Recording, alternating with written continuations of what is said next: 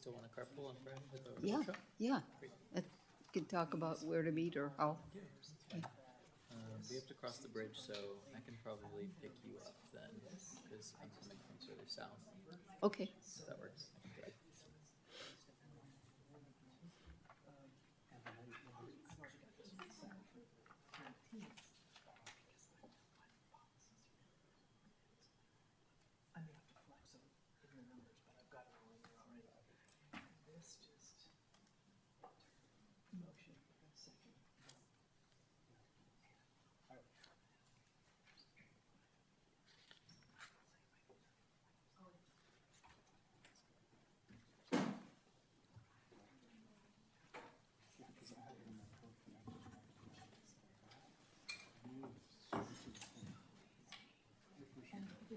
How's it going?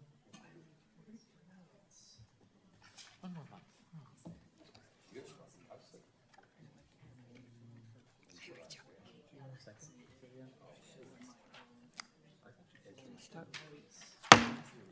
Good evening, ladies and gentlemen, and welcome to the May 5th, 2026 regular meeting of the Board of Education. I assume everyone has hit the roll call button. We will be going to close session shortly, but before that, we have two individuals wishing to speak to public comment on these closed session items. First, Ms. Bloom.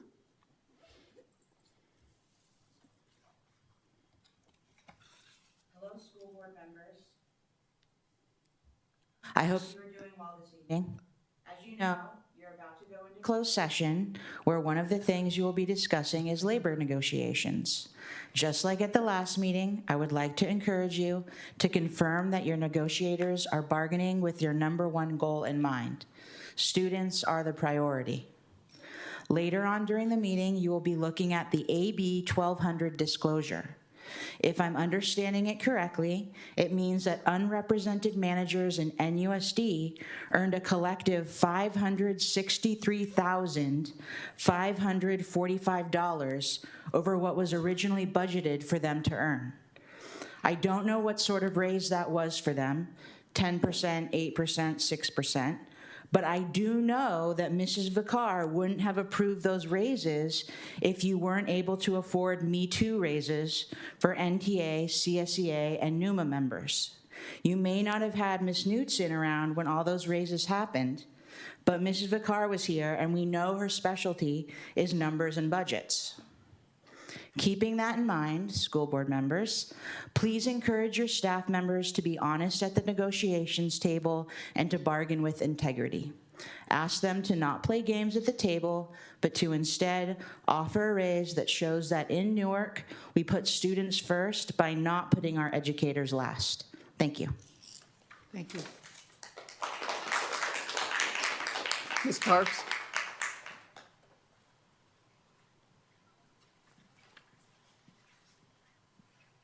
I'm also speaking about the negotiation item. I'm here this evening to speak in support of the district providing an overdue salary increase to the Newark Management Group. However, I'm very deeply concerned that there may be an attempt to extend a retroactive cost of living adjustment to the superintendent. I want to be clear, while an increase is legal, a retroactive one is not authorized by the current contract and is barred by California law. This contract is fixed. Under the agreement provided or approved by the board on May 6, 2025, the superintendent's salary was fixed at $270,000 for the term starting in July 2025. While the contract allows the superintendent to receive the same COLA as management, that language is forward-looking. Unlike contracts of other district officials, this agreement does not declare the salary indefinite or subject to later determination. At the start of this fiscal year, the salary was set and certain. There is a constitutional barrier. The California Constitution is very specific on this point. Article 16, Section 6 blocks the gift of public money. And Article 4, Section 17 explicitly prohibits granting extra compensation to a public employee for services already rendered or a contract that has already been entered into and performed in whole or in part. The California Supreme Court and various courts of appeal have constantly upheld this. You cannot pay an employee more for work they have already finished at a fixed rate. The narrow exception does not apply. This is only one way to legally alter, there's only one way to legally offer a retroactive raise, and that salary must be defined as indefinite at the time of the work being performed.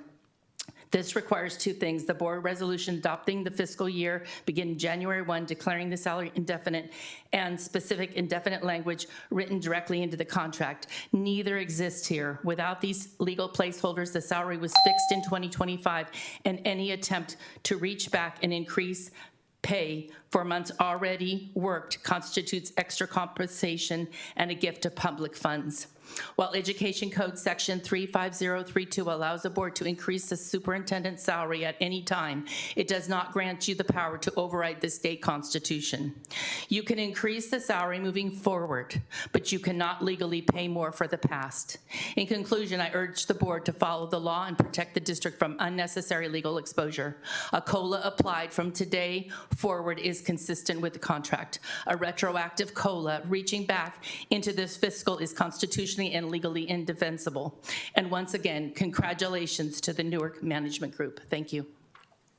Thank you.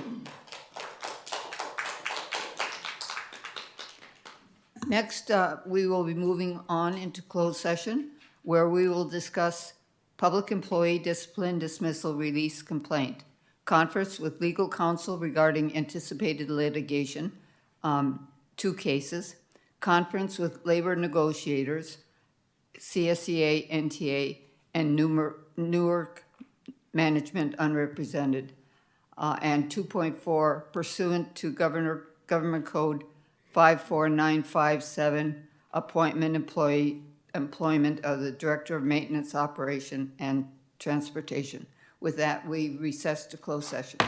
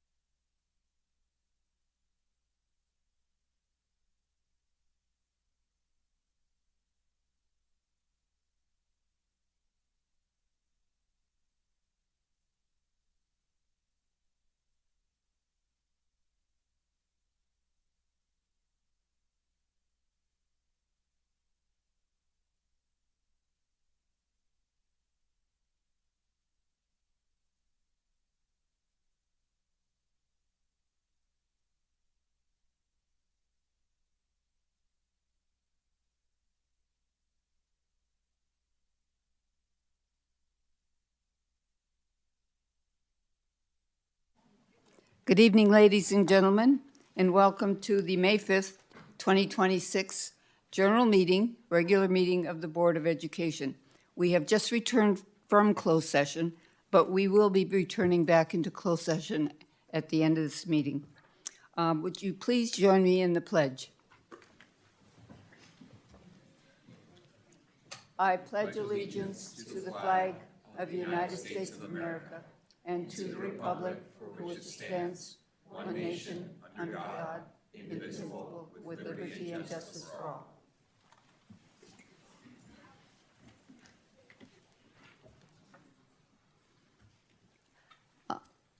Ms. Jones, would you please read our board guidelines?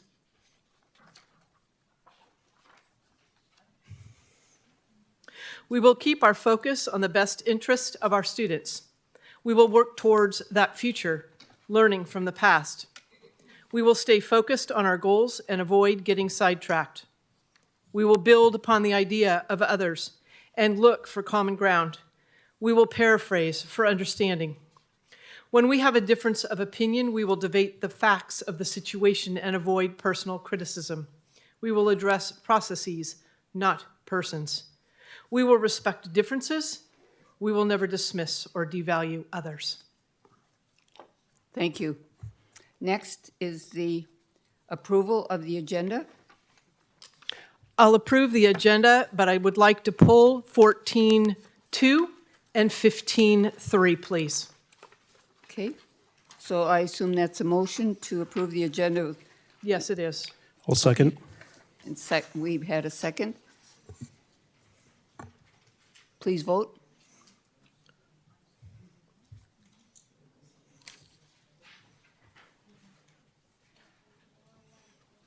Five ayes, student board member is absent. Thank you.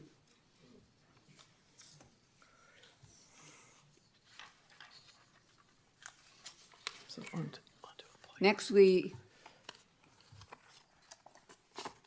move on to employee organizations, NTA.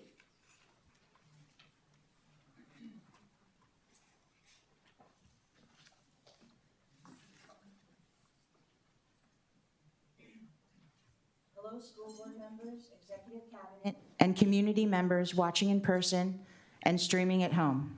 For those of you that don't know me, my name is Rachel Bloom, and I'm the president of the Newark Teachers Association. I would like to offer a special shout out to the NTA members here this evening. We are here to show our support for our bargaining team as they work with management to create a fair contract that creates working conditions and a salary that will retain great educators we have and recruit new educators to stay with us long term. Tonight, I have no shtick. I have no costume. I have no props. It's just me. And I'm nervous.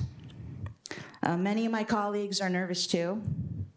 We're nervous and concerned because we have so many unanswered questions about next year. What will elementary staffing look like? How will the mobile device policy be effectively implemented at Newark Memorial High School? Where will the elementary special day classes be located? Can the district really facilitate the creation of a successful extended day TK program? Or will it go down in history as just another NUSD failure like the DLI program and full inclusion programs did?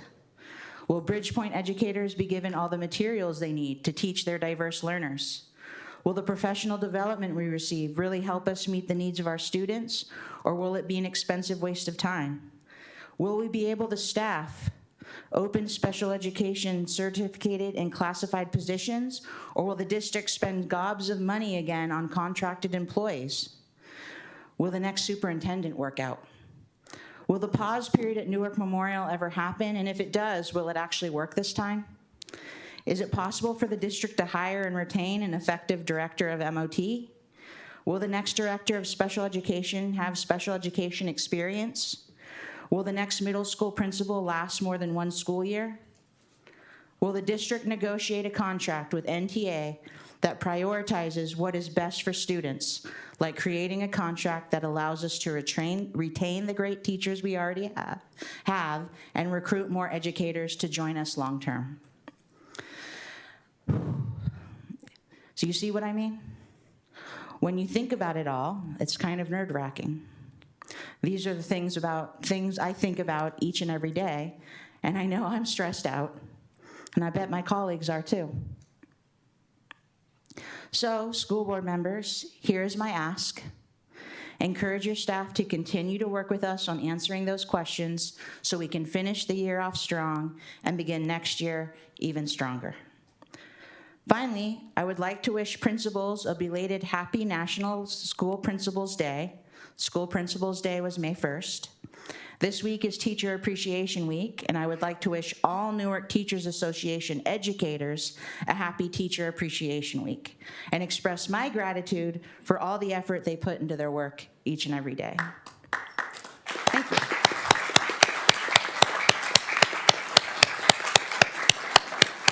Thank you. Lastly, from May 17th to the 23rd, we will celebrate Classified School Employees Week. I want to wish everyone in CSA a happy Classified School Employees Week. Your NTA brothers and sisters appreciate all you do for us and all you do for our students. Together, NTA and CSEA work together to create the schools that our students and families deserve. Thank you. Thank you.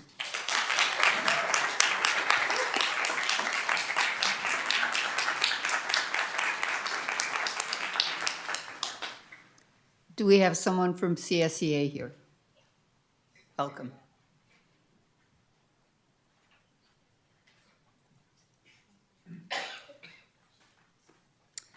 Hello, members of the board, staff, and community.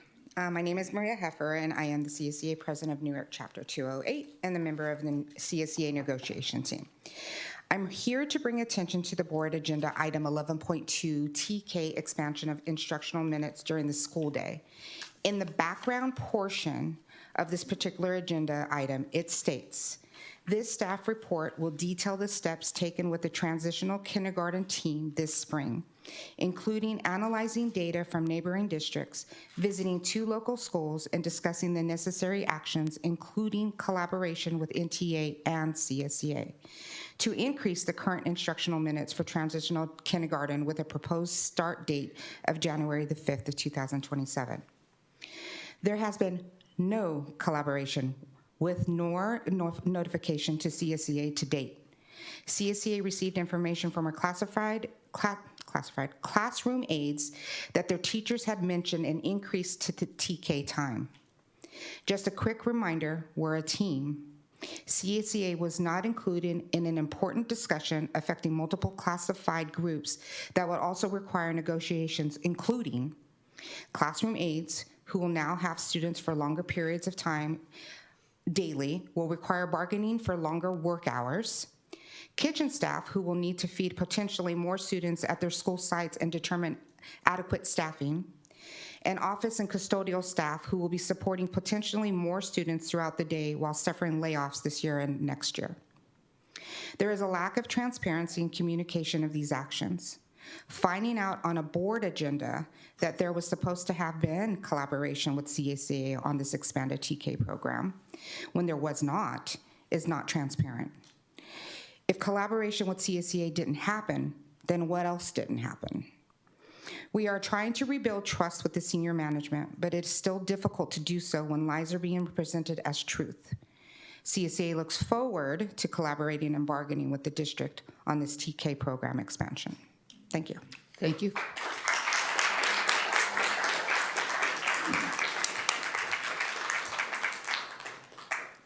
Numa?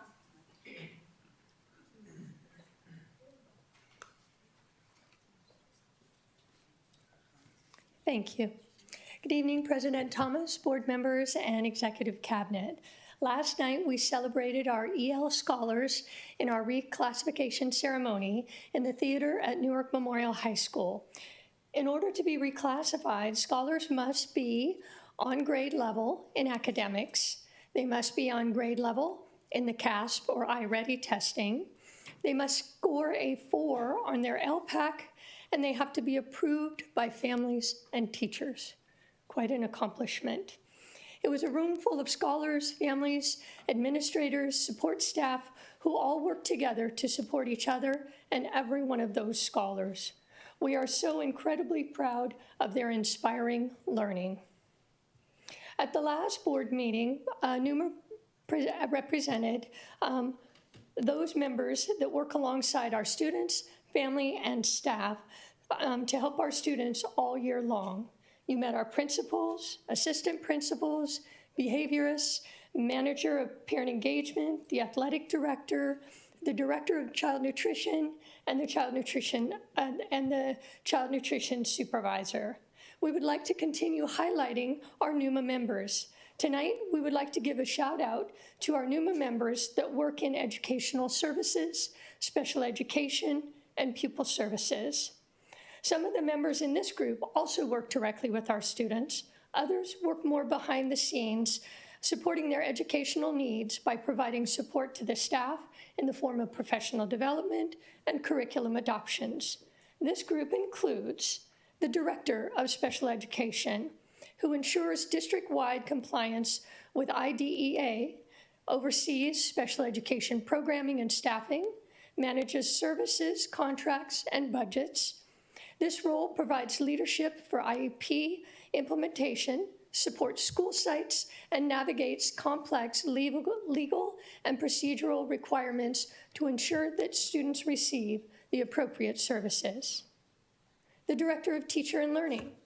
This person leads the district-wide initiatives in curriculum instruction and assessment.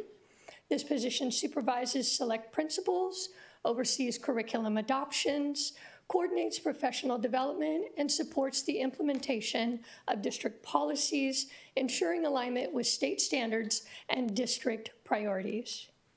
The Coordinator of Student Success helps to implement district programs aimed by promoting student achievement, including the rollout of the K-12 summative assessments. The position also supports the planning and facilitation of DLAC meetings and collaborates with school sites to ensure students receive appropriate interventions and services. The Coordinator of Expanded Learning and Childcare oversees the design and implementation of enriched educational opportunities that extend beyond the traditional classroom day, focusing on bridging the gap between core academics and real-world enrichment, ensuring every student has success and access to safe, engaging, and high-quality learning environment after the final bell rings. The Coordinator of Pupil Services ensures equitable access, student stability, and district compliance through oversight of enrollment, attendance, discipline, and federally protected student populations. This includes district-wide registration, enrollment oversight, transfer request, chronic absenteeism, migrant ed, McKinney-Vento program oversight, and supervision of expulsion transition support. We know that their support is recognized and appreciated throughout the district as they are ready to provide support to all services at all the sites and students as needed. At the next meeting, we're going to continue our shout out and our highlights of the NUMA members. It'll be our final group. So we want to thank you again and have a good evening. Thank you.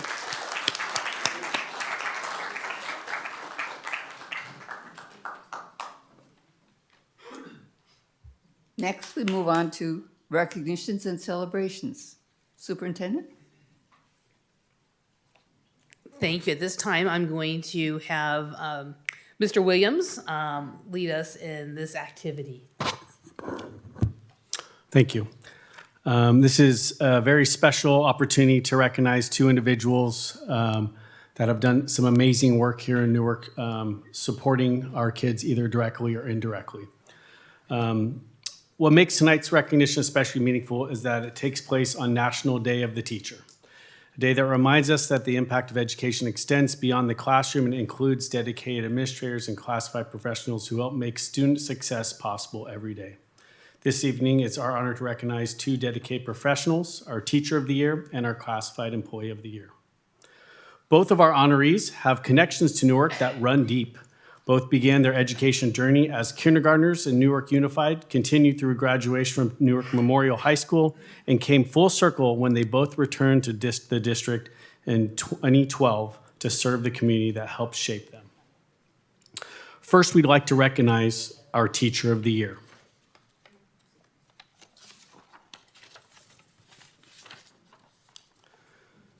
It is our proud to recognize Diana Kotaki Gomez, our fourth grade teacher at Birch Grove Intermediate School, as the 26th Teacher of the Year.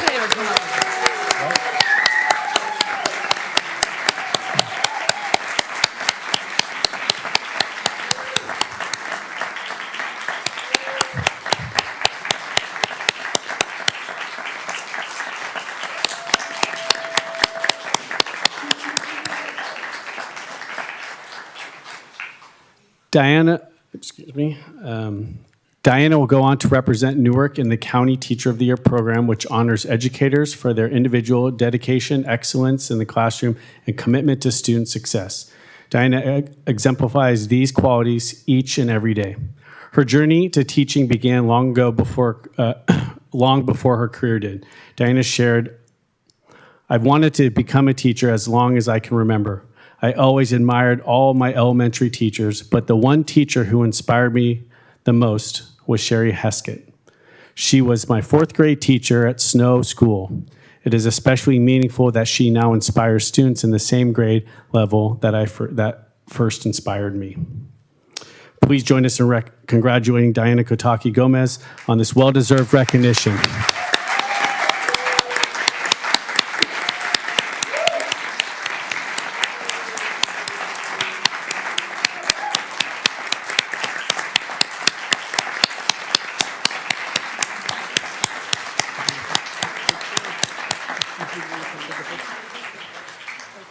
If you'd like your family to join, you're welcome to join as well. I've got a lot of family here. Families can come up to take a picture, please. And Principal Fang as well. Oh my God, huge.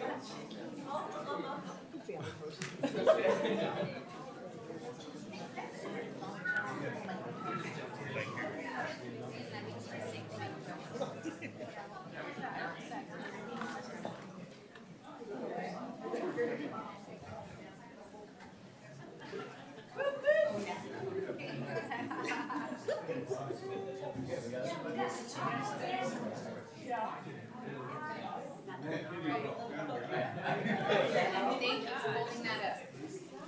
Ready?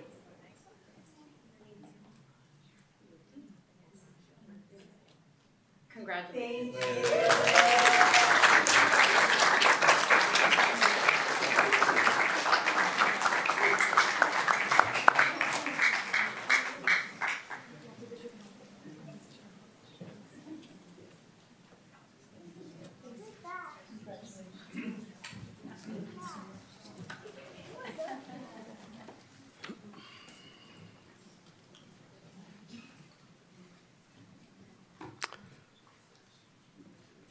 Newark Unified School District is proud to recognize Nicole Lemus, Student Development Technician, as Newark's selection for the Alameda County Classified Employee Year Recognition Program.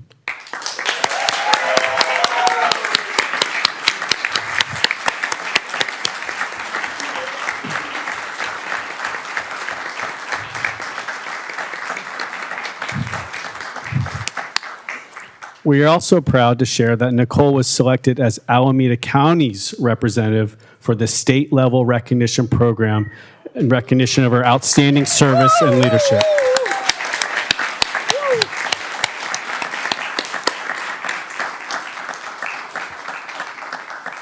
In her role in pupil services, Nicole supports critical district programs including, but not limited to, attendance, enrollment, student services, and student discipline.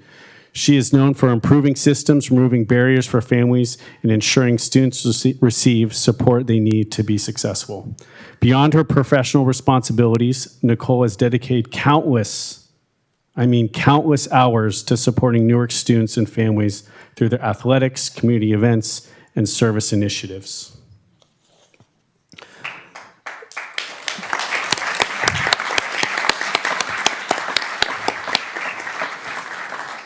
Nicole's professionalism, compassion, and commitment represent the very best of Newark Unified. Please join us in congratulating her on this well-deserved recognition.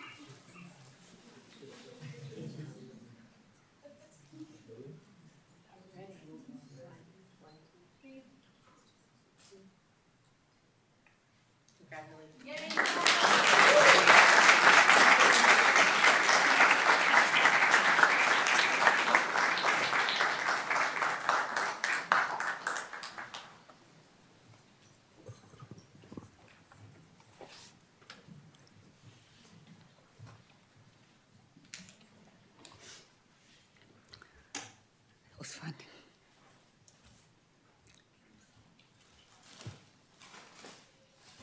Next is the time for public comment. First, we cover the public comment on non-agenda items and then public comment on agenda items. Regarding public comment on non-agenda items, comments are limited to 3 minutes per speaker. So we will limit the total time to 20 minutes. If a situation arises where there are more speakers on the topic than the total time allotted, the president may pause the agenda item and reconvene at the end of the meeting. In order to ensure that non-English speakers receive the same opportunity to address the board directly, non-English speakers who utilize a translator, which we have here, will be provided at least twice the allotted time. Without taking action, board members or district staff members may briefly respond to statements made or questions posed by the public about items not appearing on the agenda. We have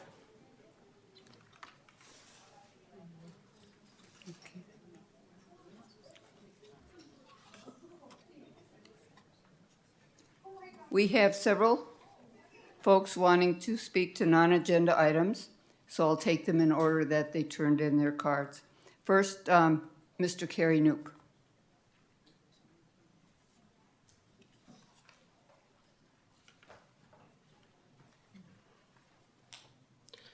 Good evening, staff, public, and board members.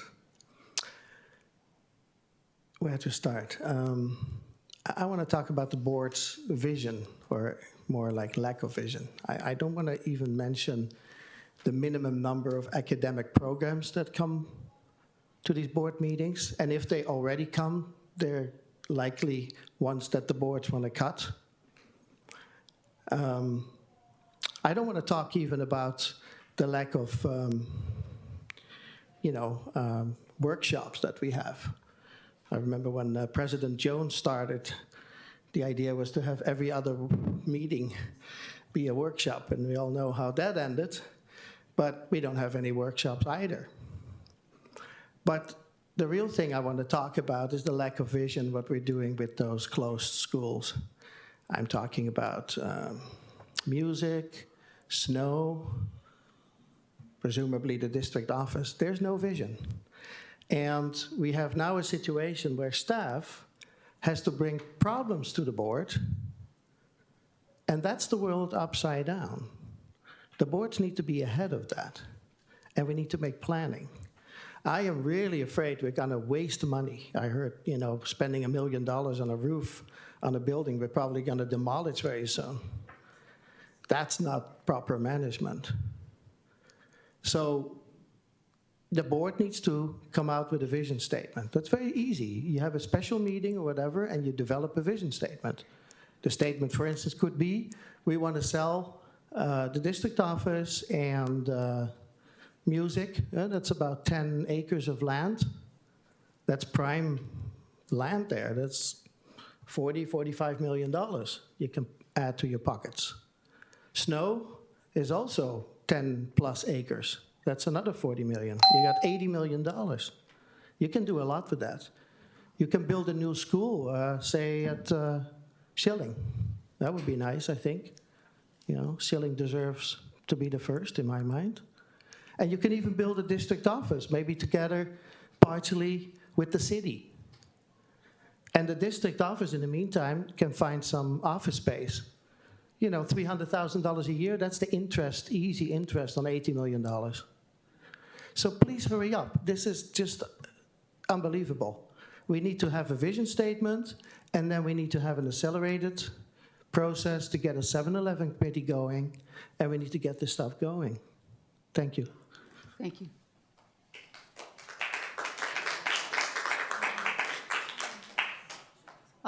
Gabriella Christie? Hello, good evening, President Thomas and members of the board and staff. I'm here on behalf of Supervisor Elisa Marquez's office. I'm here to invite you and the families of the Newark School District to our signature event, Science in the Park. Yay. Right. Science in the Park's happening October 3rd at Cal State East Bay. It's our biennial event hosted by Supervisor Marquez. It was created by the late Supervisor Richard Valle. It's a free family day to explore STEAM and along with environmental and health activities. We'll do hands-on exhibits, including water rockets, buildings, and launching them, live animal demonstration, an egg drop contest where we throw the egg off the ladder and see if it survives, bicycle repair, free health screenings, and much more.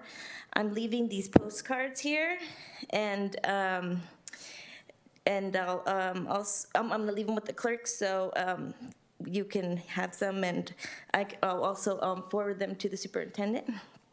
And we'd like you to visit our website, acscienceinthepark.org, or follow us on our Instagram, Science in the Park, and we'd love to see you there.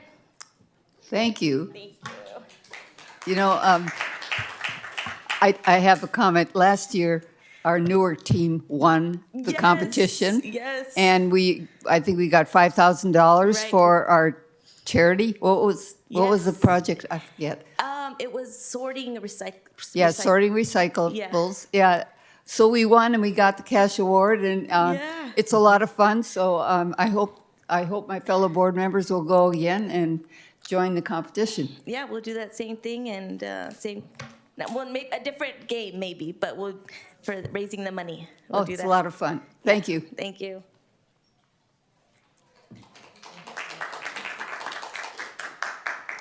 Paula Clevenger.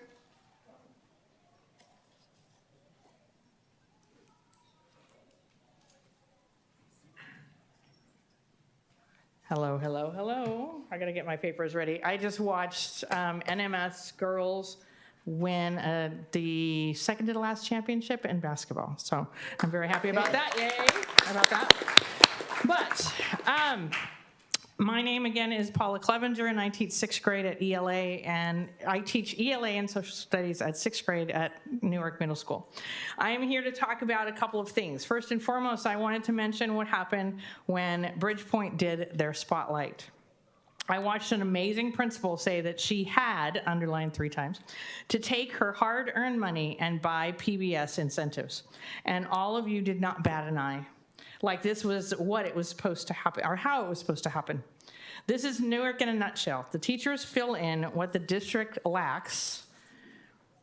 Funding for a program, the district feels it important enough to have several PDs, but not important enough to put the time and effort to make the program work for teachers. The second thing I would like to mention is how the district is ignoring the mass exodus of teachers from NUSD. For the last 4 years, we have lost double-digit teachers at NMS. Now, the offer on the table is 1.5, while increasing our class size to 34 in 6 through 12. I am an ELA teacher, so you do the math. That's a pay cut. Why are the teachers going when they can go to Fremont and earn $20,000 more?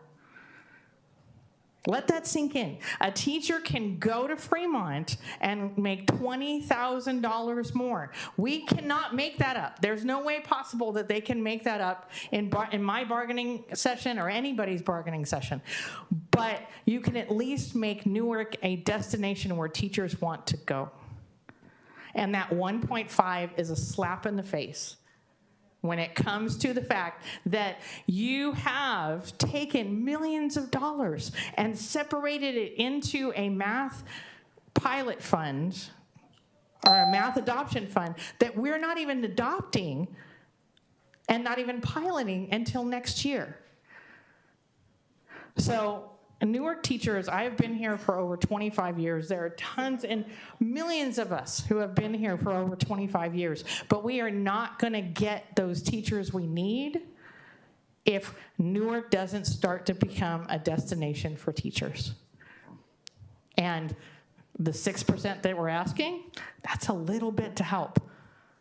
But how about Newark actually care about the students that we have to see every single day? That's all we're asking, is you remember why you're here and who you essentially work for. You work for the students and the parents. Thank you.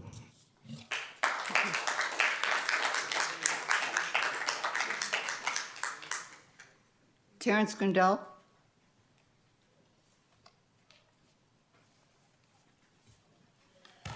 Good evening, good evening, President and board members. I'm speaking here as an individual. I'm not representing the city of Newark. Just want to be clear about that. I have been had a long-standing belief that the city of Newark and the school district need to work more closely together. That there are opportunities for integration that I would really love to see us explore. So I've proposed to the city council that we put on our capital improvement plan an item that will create an education element of our general plan. This would be completed with community interaction and with direct input from the school board and the entire school community. I'm promoting that going on to our into our capital improvement plan. That's going to be considered by the city council on May 28th. I will have a town hall meeting in the library, right just across the way, on Monday, May 11th, where I'll be happy to talk to any of you or members of the community about my idea or anything else that is a concern. And I even have some pizza for people if they want to come out. So that's at 6:30 p.m. on Monday, the 11th. I don't want to go. And I'm well aware that you're unable to discuss this issue because it hasn't been agendized, but I did want to bring it to your attention, bring it to the attention of the entire educational community, because I'd love to see us work more closely together. The key elements of developing an education element would be community engagement, a professionally done opportunities and constraints analysis, and then a draft final element with lots of chances for the community and the school community to be involved. An education element of the general plan is not a required element by the state. However, it's not unheard of for communities that really value education to have an education element of their general plan. By the way, I'm proposing that the city would fund this effort. I'm not asking for resources from the school district. So with the last few seconds I have, just want to thank you for the opportunity to speak. And hopefully we'll have an opportunity to talk more about this. By the way, if you or any member of the community wants to talk about this or any other issue, my phone number is 510-936-3670. My email is terrence.grindall@newarkca.gov. Thank you so much for the opportunity, and I hope this will be the beginning of a long process where we can work together. Thank you. Thank you.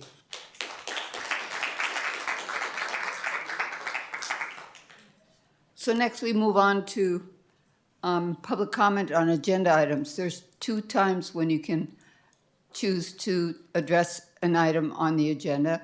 One is now, and the other is when the agenda comes up for discussion.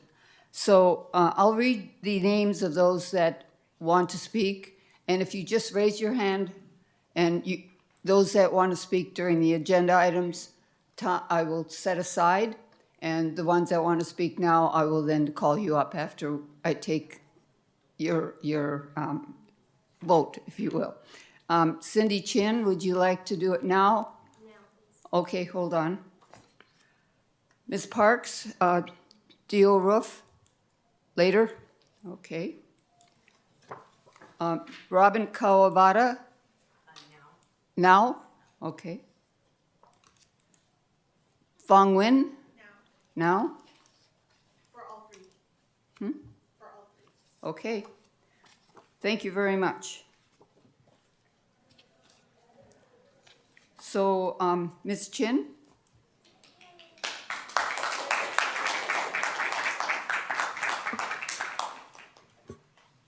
Good evening. My name is Cindy Chin, and I'm the NT Elementary Director.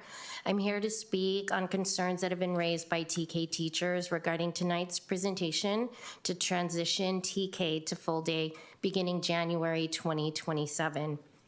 TK teachers are not all in favor of this change. There are too many unknowns that need to be addressed before this transition can occur. Moving forward with a plan that is not thoughtfully organized and budgeted defeats the purpose of attracting future families to NUSD. A full-day TK program must have intentional planning, sustainable funding, and an appropriate infrastructure. While the goal of expanding TK access is commendable, the developmental needs of 3 to 4-year-olds must remain central to any decision.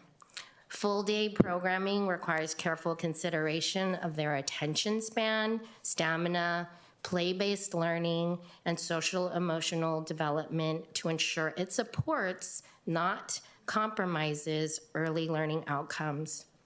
Questions and concerns that have been raised. 1, what will a full-day TK program look like? What are we going to offer during the extra 80 minutes that will be added to the day? Does this simply include more playtime and napping? 2, are we really doing this for our students' best interests or just to compete with other districts for enrollment? Our current kindergarten is full day. How many Fremont students are transferring into Newark for our full-day kindergarten? And conversely, how many of our Newark students are in Fremont instead? 3, the law states that staffing is 20-1 in TK classrooms, so an aide has to be present at all times. Extending TK will impact aide hours and their benefits. They will need a lunch break. When an aide is absent, that often impacts the rest of the site. 4, additionally, more supervision will be needed in the cafeteria. Next year at BGP, the projected classes are 4 kindergartens and 4 TK classes. That's up to 184 4 to 6-year-olds needing help getting their food, opening lunches, and cleaning up after themselves. 5, there's an inequity among schools and within schools when it comes to classroom furniture, equipment, manipulatives, toys, playground equipment, and facilities. Not all of the rooms have bathrooms, so the aides leave to take groups of students, leaving the teacher with more than 10 students in the classroom and thus out of compliance with the law. 6, teachers and aides need professional development and support to implement all these changes. Thank you. Thank you.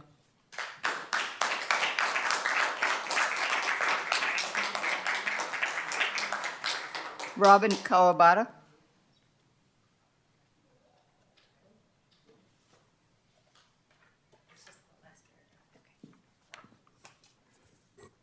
Hi, I'm Robin Calbada. Welcome.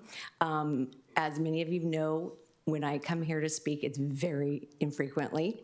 I speak on behalf of usually my kids needing math, and I've gotten it because it is important. This time I'm here to speak on behalf of a student I had last year, a parent by the name of Christina Hano, who works for this district, who is a resource teacher. Her husband is also a PE teacher at the high school, Coach K, related to her too. And she wrote this letter for me to read. She is at her daughter's soccer practice tonight, and it is regarding their request to retain the half-day TK structure of the program. I am writing to you as a concerned parent at Birch Grove Primary Community to express my strong support for maintaining the current half-day schedule for a transitional kindergarten TK program within the Newark Unified School District. I understand that there may be a consideration for transitioning TK to a full-day model, but I urge the district to prioritize the developmental needs of our youngest learners by retaining the existing half-day structure. Half-day TK was critical for the academic success of my child, who I had in my class last year, who was significantly behind when he began kindergarten, lacking many foundational skills. By having Ms. Leifelt available to work with her son in a small group setting, he went from knowing 2 letters at the beginning of the year in August to identifying all letters and sounds by December. Without the small group support offered by Ms. Leifelt, her son would not have been able to make the massive amount of progress. I wholeheartedly believe without the support of the kindergarten intervention, he would not have been on grade level in all subject areas by the end of kindergarten. I strongly recommend that the Newark Board of Education and Administration conduct a thorough review of the current half-day TK program successes and consider the long-term developmental implications of making any permanent change to a full-day model. Thank you for your dedication to the students of our district and for considering the perspective of parents who prioritize the well-being and appropriate developmental pacing of our TK and kinder students, and I welcome the opportunities she has reached out to all of you to further discuss how she feels on this matter. And I would also like to include that the TK kids that go into our K program, we do not have kids going into intervention that go to TK at our school site. The kids that have not gone to TK, yes, they are going to intervention, but this program, having a half day with our TK interventionists, they help those kids learn how to read. And if that program is taken away, we are now at the beginning of not having any support for those kids to get to grade level like he did. So I really recommend that you really think about this before you take a vote, and knowing that kids are leaving Newark to go to Fremont. Thank you. Thank you.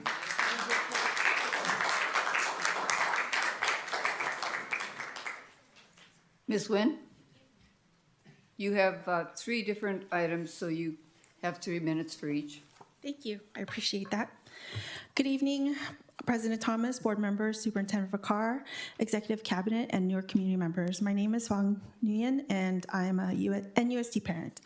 I'm speaking on agenda item 13.3 and 13.4 first. I respectfully oppose the current format of the layoff resolution because they identify employees rather than positions as the items being reduced or eliminated. The resolution lists employee IDs in Exhibit A, but they do not specify which positions are being cut. Even though the actions described in the resolutions are based on the reduction or discontinuance of a particular kind of service, kinds of services or classified functions, by definition, it is the position or service area that is being eliminated and not the individual employee. From both a legal and operational perspective, layoffs are driven by the reduction of programs, services, or functions. The impact of the reduction then falls on the employee currently occupying the affected position. When the resolution lists individual employees instead of the position being eliminated, it creates confusion, gives the impression of person-based decision-making, and does not clearly document which services or positions the district has determined it no longer needs. For clarity, transparency, and consistency with the intent of Education Code provisions referenced in both resolutions, the district should revise the documents to identify, 1, the specific position or services being eliminated, 2, the associated FTE reductions, and 3, that the employees listed are impacted because they currently occupy the eliminated positions. This approach accurately reflects that the district is cutting positions, not people, while still complying with the requirements to notify affected employees. It also provides a clear public record and ensures alignment with the best practices in workforce reduction procedures. For these reasons, I request that the resolution be amended to reflect reductions in positions with employee impact noted separately rather than listing employees as the primary item being terminated. Thank you. Thank you. Okay, ready for 14.1, District Data Center relocation. I'm here tonight to address my concerns regarding the data center relocation proposal that are presented to you for approval tonight.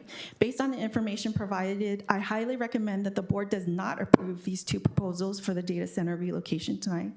The proposal as submitted excludes several critical components that are necessary for a complete and accurate understanding of the total work and cost required for a safe and functional data center move. Specifically, the DGI proposal explicitly excludes all electrical work, HVAC work, UPS hardwiring requirements, power validation responsibilities, which that's really important, and any construction or cooling upgrades needed at the destination site. These items represent substantial portions of the required effort and carry significant cost, safety, and schedule implications. The electrical proposal only addressed limited removal and installation of circuits and notes that permit fees, inspections, panel capacity issues, and sheetrock structural repairs are not included in the quoted scope. As a result, the full electrical requirements for supporting the relocated data center remains undefined. Because these missing elements directly impact feasibility, cost, operational readiness, and risk management, the current proposal do not provide the complete picture necessary for informed decision-making. Approving the project without this information would expose the district to unplanned expenses, construction delays, code compliance issues, and potential service interruptions. For these reasons, I recommend the board not to move forward until 1, all excluded work is fully scoped, 2, a consolidated end-to-end project plan is provided, which I know Member Hill would appreciate. And 3, a comprehensive cost estimate, including electrical, cooling, structural, and permitting requirements is completed. Thank you. Thank you. Okay, last one, agenda item 15.2, personnel report.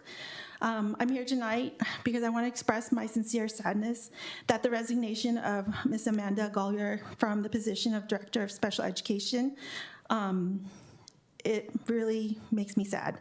During her time with Newark Unified, she truly distinguished herself as an exceptional leader. She excelled as the elementary school principal at both Music and Lincoln Elementary, where she consistently demonstrated professionalism, compassion, and a deep commitment to students, staff, and families. Her work in those roles was nothing short of outstanding, and her contributions made a meaningful impact on both school communities as well as the Newark Unified School District community as a whole. I'm deeply grateful for her dedication and the tremendous service she provided throughout her years as a site administrator. It is disheartening to see her leave the Director of Special Education role, especially knowing how much potential she brought to the position. What saddens me even more is the belief that she was not given the resources, structures, or support necessary to succeed in this challenging role. She was handed a lot, and she inherited a lot. And we've had multiple revolving Director of Special Education in the last couple of years. So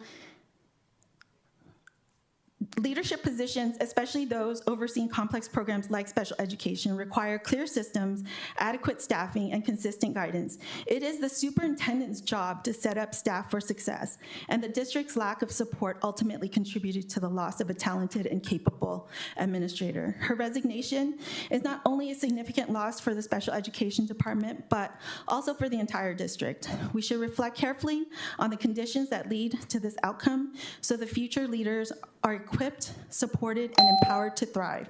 Thank you, Amanda, for your many years of dedicated service. We appreciated your hard work. I am extremely sad to see you leave because you are an amazing person who truly cares about our students and our families. You will be missed. Thank you.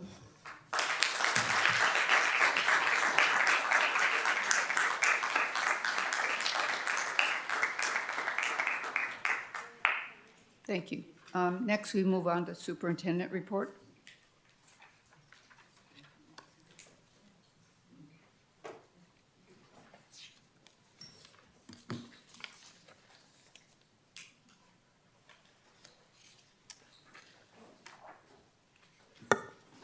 So as we've shared that this week is Teacher Appreciation Week, and of course we were able to launch it tonight with celebrating our Teacher of the Year.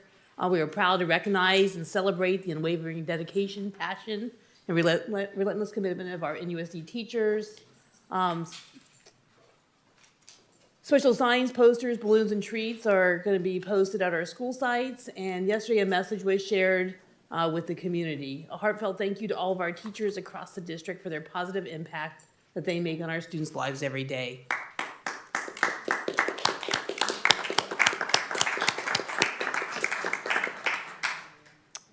And here before us are our classified and certificated employees of the year, Ms. Lemus and Ms. Kotaki.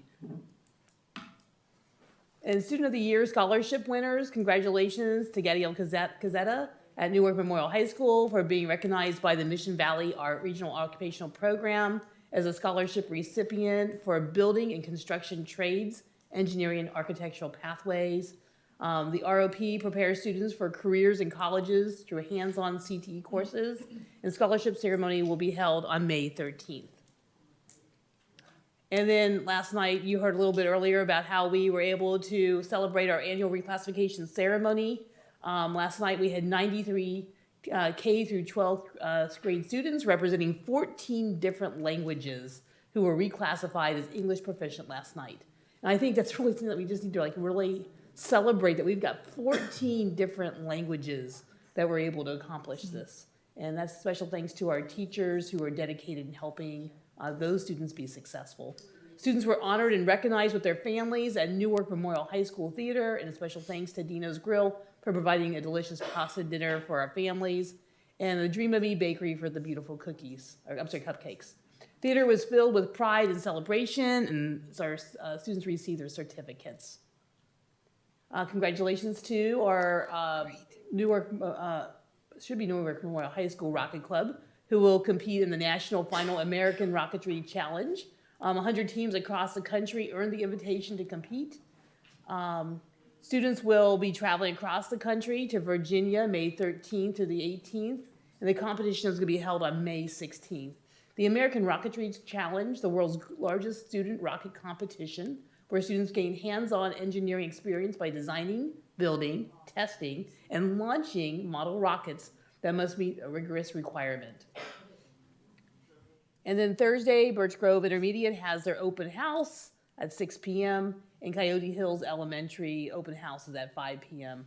And Friday, Birch Grove Primary TKK Incoming Family Open House begins at 9 a.m.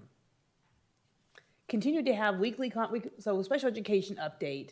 At our last meeting, we heard some concerns from families with regards to notices that went out. We continue to have a weekly conversation with families who were notified that their child's program might be moved. Parents have provided good feedback, including the need for a strategic plan to clearly communicate program sizes and support systems. The next meeting is tomorrow, May 6th at 4 p.m. at the district office, and I want to thank staff for being wonderful listeners and trying to help pull together some data that's been asked by the parents as we continue those conversations. And that concludes my comments for superintendent. I would like to share that there is also a letter that's an FYI that came from the county superintendent with regards to our second interim that you all received, and that's just here as a formal notification for the community as well. And the enrollment update? The enrollment update. Is there a slide? Are we going to cover 10.2? She just did. That's what you were just thinking. She just mentioned it. She mentioned it, yeah. Does the staff want to, does the board members want to discuss the second interim letter? Yes. Okay. Do we want to present? Is there anything additional you want to present On the superintendent's letter to the board? She does call out some concerns with regards to challenges that we're facing as a precautionary measure. These are the same concerns that she has been sharing with, I think, the community with declining enrollment and concerns that go along with that. Is there anything added that you would like to? Can I speak? Sure. Yes, so thank you, Superintendent. And I don't think that the information that the county superintendent is sharing is a surprise to anybody. And obviously the information that she's commenting on is coming from us, right, and from our second interim. But the thing that I really want to stress is that what we're projecting right now in terms of second interim, so we and again, I try to simplify things so that because I think it's oftentimes the best way for people to understand. So our day-to-day spending, right? So we have a budget, and so in our annual budget's roughly around $80 million.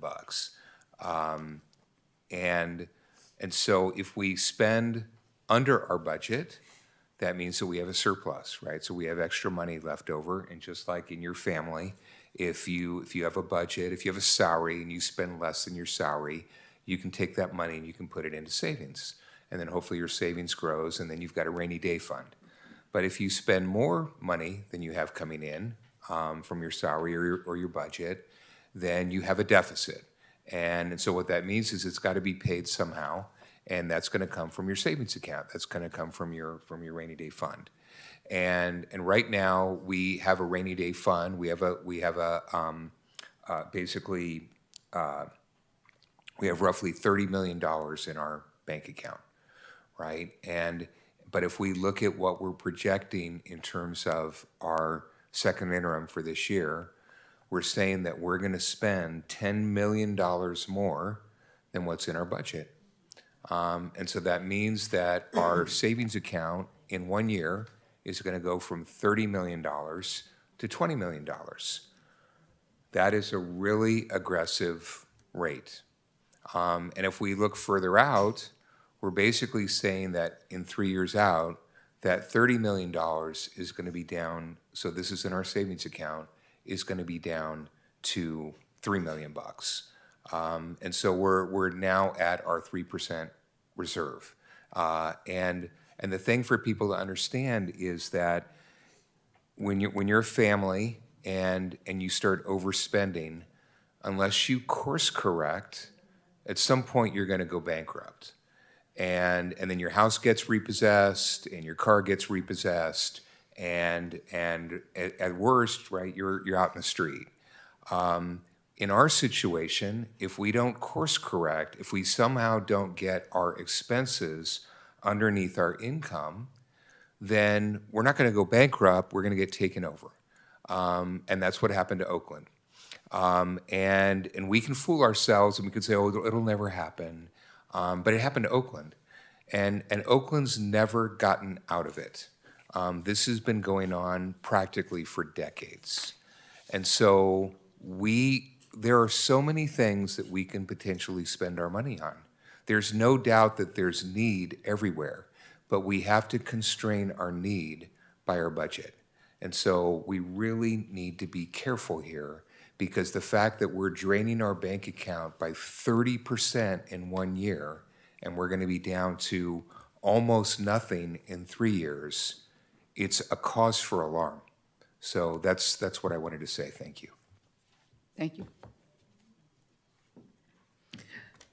Superintendent, do you want to respond? Yeah, thank you. I would. And there may be some comments also from our CBO as well. So I don't disagree with anything that you said. We know that we're not living with inside our budget. We need to do additional budget cuts that need to happen in order for us to be able to, as we've been talking about, right sizing. We've done a great job over the last couple of years to be able to close the gap, but it's been hard. It's been a very difficult thing to do. So looking at elements that need to be done, there's going to be a constant need as you continue to decline. This year we're projecting losing 200 more kids. That's a huge amount off your budget. That's going to have an instant impact on what's going to happen. So I understand exactly what Member Hill is saying. I don't disagree with it. I would say every district right now in Alameda County who's out there losing students is in the same situation.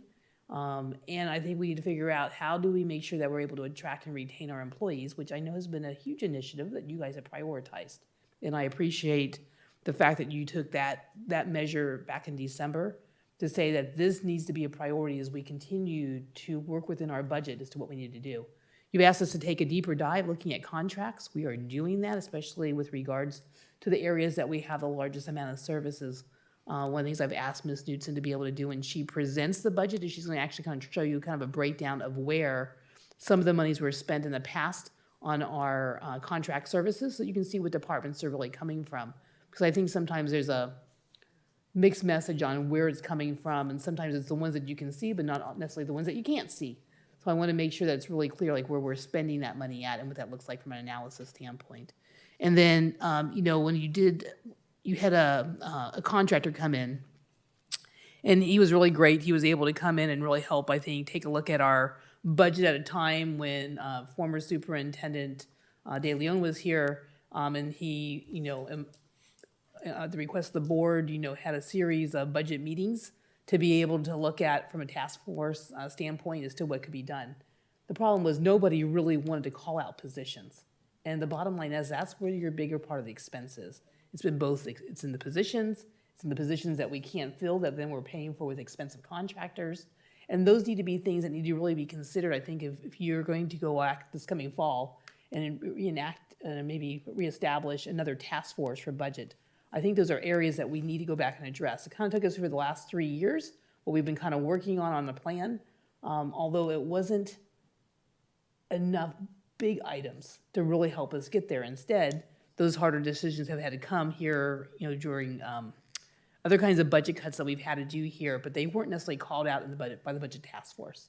So the budget task force might need some more parameters, and that's something that you might want to think about. And I think the things that Member Hill and several of you have talked about in the past few months, I think are important initiatives to be able to charge a task force to be able to consider so that you have additional items that as you're working through the budget over the next couple of years cycle, you're able to make sure that you keep the budget on course, that you're able to make good on all your promises, and that you don't find yourself in a situation where you could be in some kind of a takeover situation.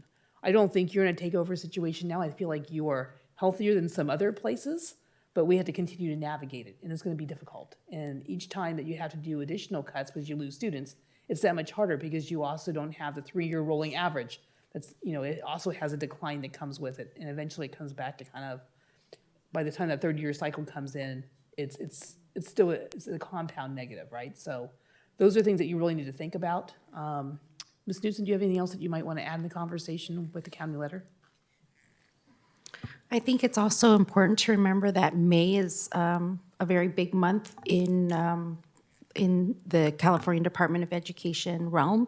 The May revise is also being released this month. And then during the summer, there's an enacted budget. So there is a lot of changes starting this month. Some of the good news that we've already heard is that COLA that we presented at the second interim was at 2.41%. And the COLA that's being announced at the May revise has increased now to 2.87%. So that's just a little preview of what we will be learning when we attend the May revise from the governor in just a few weeks. Any further comments from board members?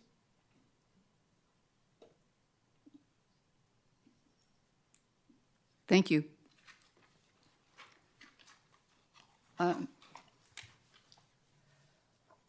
So next, Superintendent, would you want to cover the enrollment update? I would. Next slide, please. Before you here are our enrollments with SPED for 25-26. And you also have the 26-27 current enrollments for 26-27 that we're showing there. So you can see the number of students, and you can see where our projections are estimated for 26-27.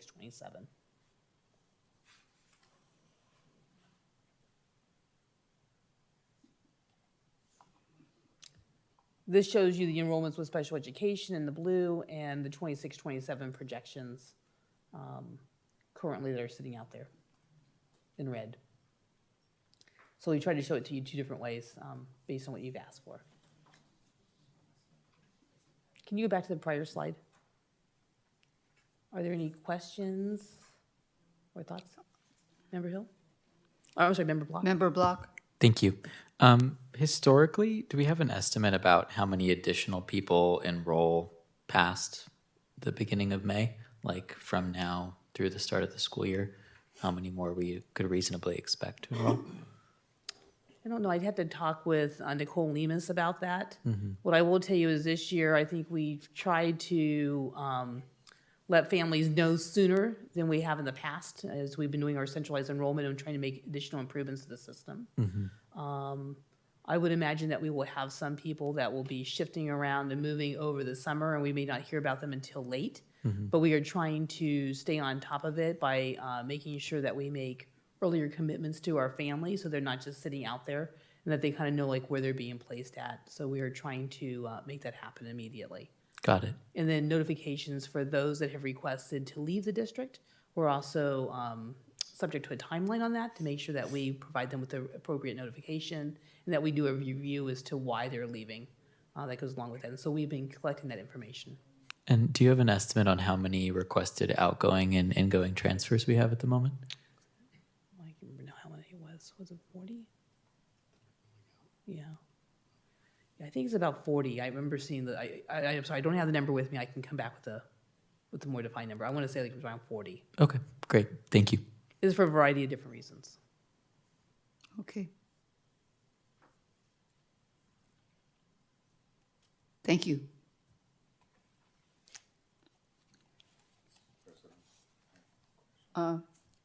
Mr. Hale. Thank you, President Thomas. So questions, Superintendent, so related to the enrollment. So because I see that the titles of the columns, it says enrollment with SPED.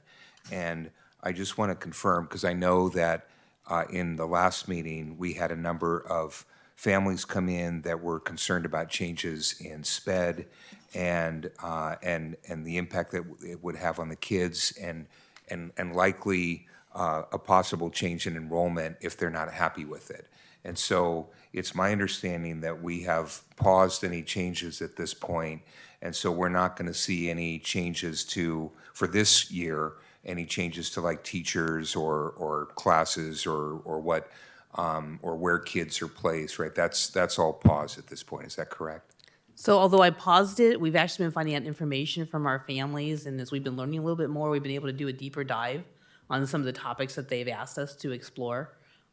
We would, if there's going to be any changes, then we would be bringing back to the Board of Education for dialogue and consideration, as we have a number of contractors that are in some of the locations that we would prefer to see with regular teachers that belong to NUSD. So there could be some impacts and changes depending on how small some of the programs actually get. So we would want to be able to come back and actually provide you with that information. But it's on pause right now as we look at the different locations and things that the families have shared with us. They've given us some really valuable feedback. Okay, because the concern is at what point are these families going to be making decisions around whether they're going to stay with us or not? No, I understand. And I mean, I think that it might even be good to have maybe a study session for the next meeting to talk about sort of the discussion and the plans, because I think we all want to know. And And I think, I mean, and obviously the families need to know as well, but my sense is that this is a very delicate area and we want to be very careful. Agreed. Great, thank you. Thank you. Okay. So next we move on to staff reports. The first report is the amended Educator Effectiveness Block Grant. I'm going to ask Ms. Allard to make this presentation. Good evening and thank you. The purpose of this presentation is an informational revision regarding the Educator Effectiveness Plan, which was originally presented to the board 5 years ago to ensure funds are spent before the actual deadline date. It is important to ground the presentation in the importance of professional learning for staff. These expectations and opportunities build staff knowledge and skills to support and increase student success, the board's #1 priority. The Educator Effectiveness Block Grant provided funding to county offices, school district, charter schools, and state special schools over the past 5 fiscal years. The grant only supported and could only be used for professional learning opportunities that aim to enhance educator equity, quality, and effectiveness. NUSD's total 5-year allocation was $1,197,550, with funds required to be spent by June 30th, 2026. The board initially approved the Educator Effectiveness Plan in December 2021. If any amendments are made to the plan, it is best practice for the board to review these changes to maintain alignment with the district goals and ensure transparency per CDE. The California Department of Education determined 10 categories on how funds could be spent towards professional learning. Key criteria included standards-aligned instruction, social-emotional learning, trauma-informed practices, and fostering positive school cultures. The initial plan detailed 4 targeted expenditures, and they were included in the board agenda for the public's review. The next slide will just share the changes to the original plan. In the last 2 years, professional learning activities has been tailored to address current data and specific needs to enhance student achievement. Most workshops and training sessions centered on initiatives to boost literacy and math performance, with particular attention to supporting multilingual learners and also offering opportunities for our classified staff. Our current data indicates that we still have work to do. 49% of our 3rd through 8th and 11th grade students are on grade level in English language arts, and 38.5 in math, and only 60% of our K-2 students are proficient in their phonics skills. With English learners being 19% of our overall population, approximately 6% are on grade level in English language arts and 8% in math for grades 3, 8, and 11. 190 English learners have been enrolled in the district since kindergarten, and we have not been able to reclassify them. And we have English learners flatlining or decreasing their annual LPAC scores. The updated template structures professional learning experiences around the 10 approved criteria, as well as our current data, where the previous plan combined these categories. Funding has been distributed annually over the past 5 years instead of as one lump sum. This approach makes it simpler to track and understand the professional learning activities attended by both certificated and classified staff. As of April 30th, the remaining funds in the Educator Effectiveness Plan totaled $153,420. 2 LCAP actions, 1.2 and 1.7, totaling $149,587, also focused on professional learning and will be transferred to the Educator Effectiveness Plan. This transfer allows the carryover funds to be reallocated to the 26-27 LCAP in the fall. The remaining balance will be used to support a classified professional day of learning on June 1st. For the first time in 7 years, the district achieved district-wide student growth and topped the county in multiple categories. The professional learning undertaken by both certificated and classified staff has played a role in their growth and in elevating student success.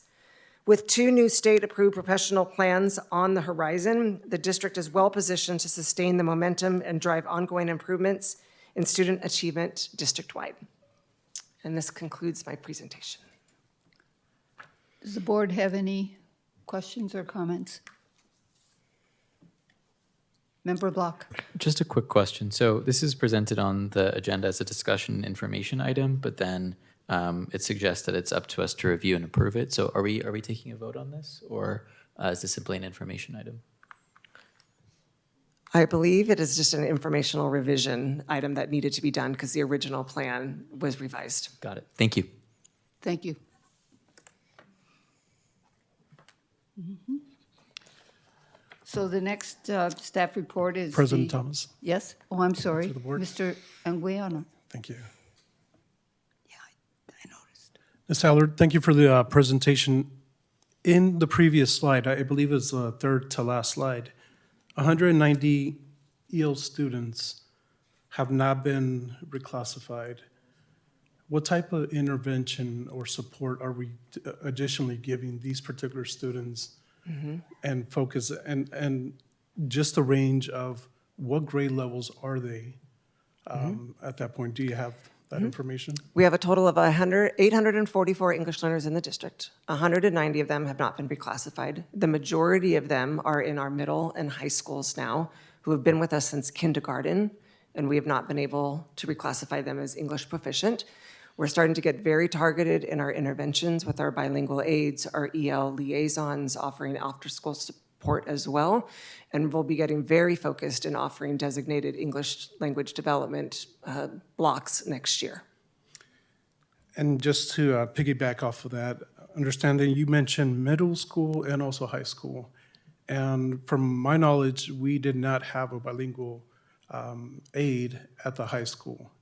And how are we really addressing and focusing our strengths into helping and supporting the students? Because, I mean, we have a big void already. And how are we filling that void? Cabinet met a couple of weeks ago, and we determined by the number of English learners at all sites how many bilingual aides they will be receiving, and the high school will be receiving bilingual aides next year. I don't have the exact number. I want to say 2, but I can't remember off the top of my head. 2 for the high school, and how many for the middle school? I believe 2 as well, again, based on their English learners that are currently on site. And are we currently interviewing for those positions, knowing that we do have it on Edgeoin? We will be soon, or we're doing some final calculations with the principals to determine next steps. Thank you. Also, Member Ingiano, we did offer the position to 2 different people over at the high school, and it was turned down. Just so you're aware. If the position was turned down, it was also posted, reposted, and applicants went ahead and applied for it, and their status of knowing if the actual position was being interviewed for in the last couple of months. This was back when the position was turned down, they were back in February, but now we're in May. Now the positions are back on, and we're doing interviewing already. Yeah, the HR department pre-screens all the applicants to make sure they meet the minimum requirements, and the assigned site schedules interviews based on that, and then they recommend. I can definitely follow up with the high school to see where they are and report back. If you could do, please. So happy to. Thank you.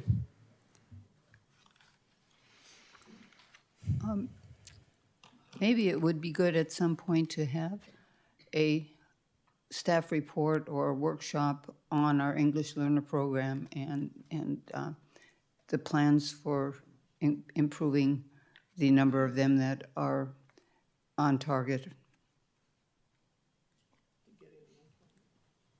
Okay. Thank you.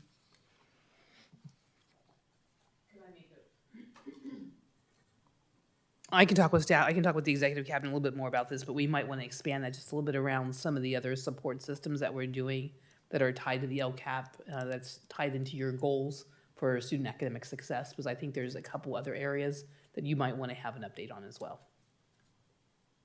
Yeah, and I think it was mentioned earlier by a member of the public that we haven't had very many workshops. Maybe I can work with you to schedule some before the end of the school year, just for discussion. Yay. I see that look on your face like we have no time left.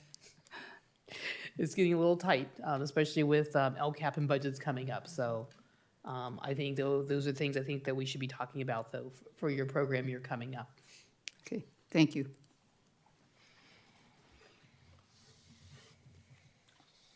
Okay, so the next staff report is expanding TK instructional minutes.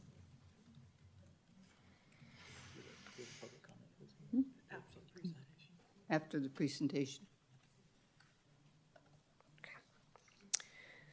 Tonight's presentation is a staff report to gain insight and direction from the board to increase the daily instructional minutes in our current transitional kindergarten program.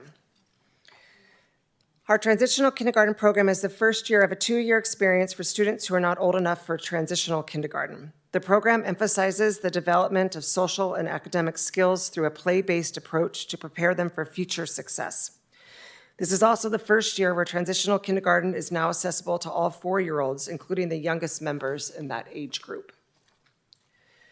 Some TK families have inquired about the availability of an extended TK option, and a small number of families have chosen not to enroll in NUSD because of our current half-day schedule. To remain competitive amid decreasing enrollment, there is a need to offer more instructional time for TK students while ensuring that the approach remains developmentally appropriate and supportive of young learners. So this evening, we are proposing a start date of January 5th, 2027 to extend our current TK instructional program between 80 to 100 minutes in the new year. As we started these conversations, it was important to gather data and background information to ensure our decisions were informed, thoughtful, and aligned with the needs of our students and the community. Shared is the TK enrollment for this school year with 220 TK students enrolled.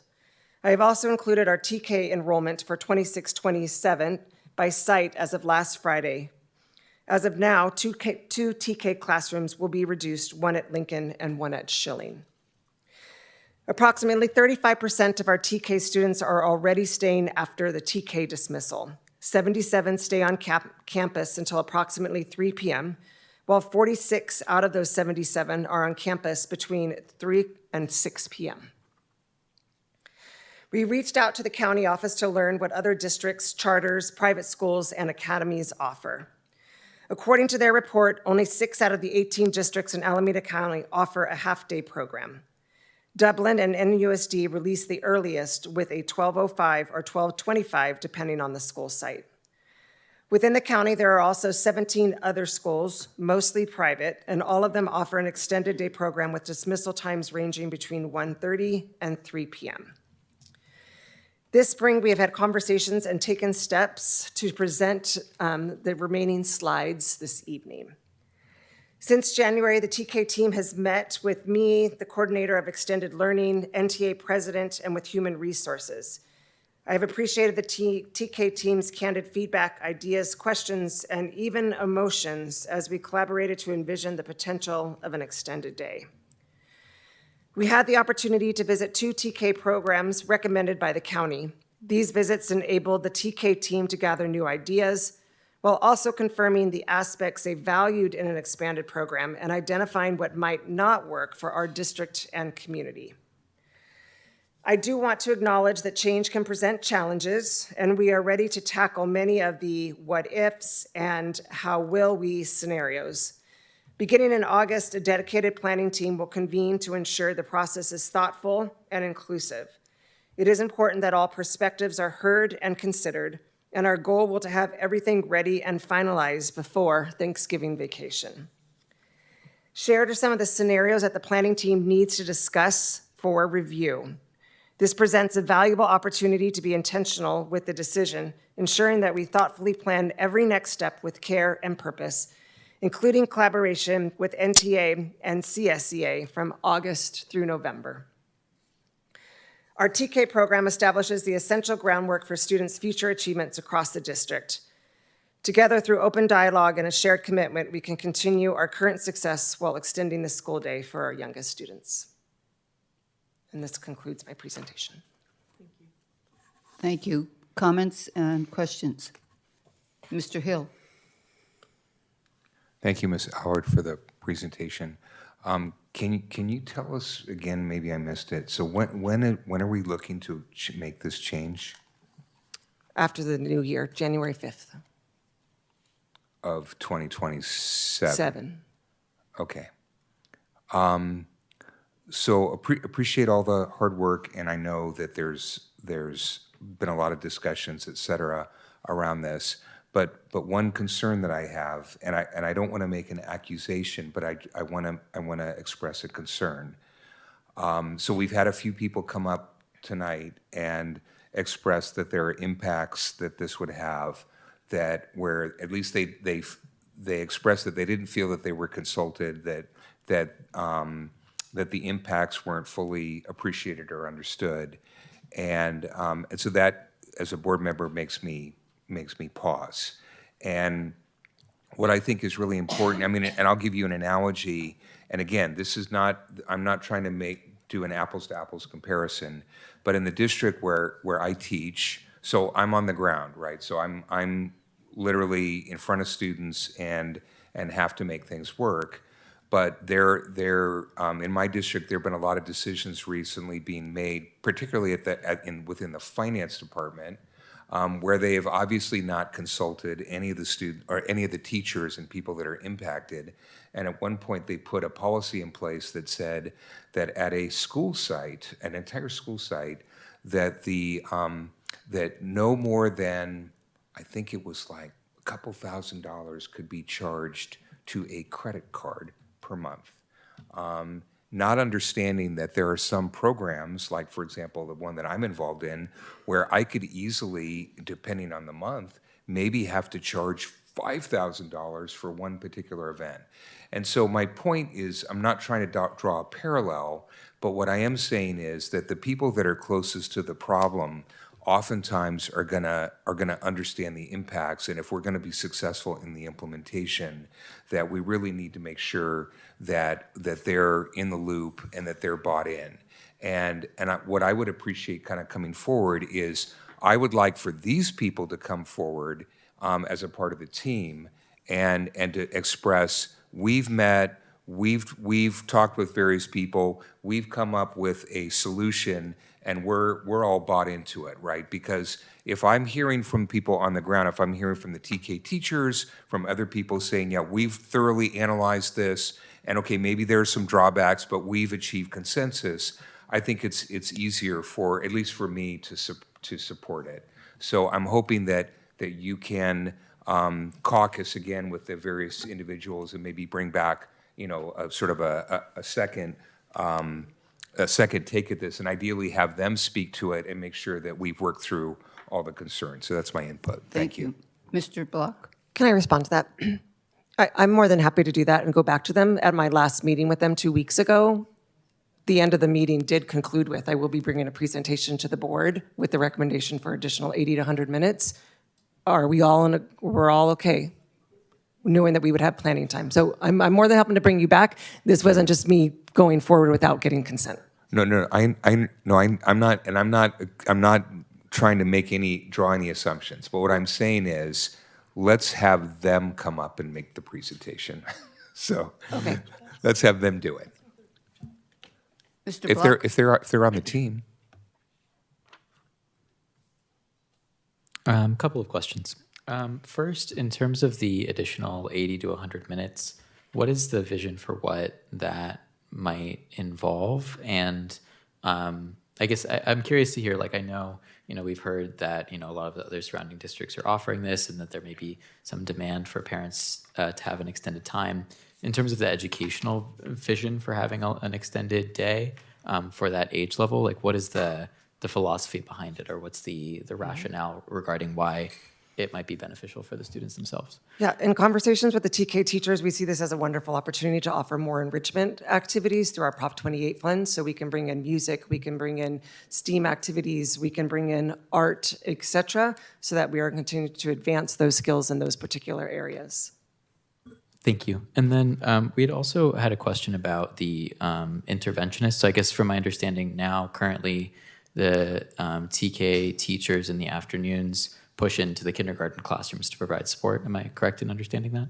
At some sites, they're helping other grade levels that also need more support. Okay. And then, so if they then need to be in the TK for a longer period of time, like, will there still continue to be that extra support in the kindergarten and the other grade levels, or like, is there some sort of supplementary sort of compensation that we can do to ensure that the support they currently provide is being offered at the grade levels that That they're is pushing one of into? the what-if questions that I mentioned in the presentation as Sure, well. And yeah. how are we also offering intervention support in the classroom during the day in those particular grade levels? Got it. So that would be part of the meetings that are occurring between August and December. Mhm. Thank you.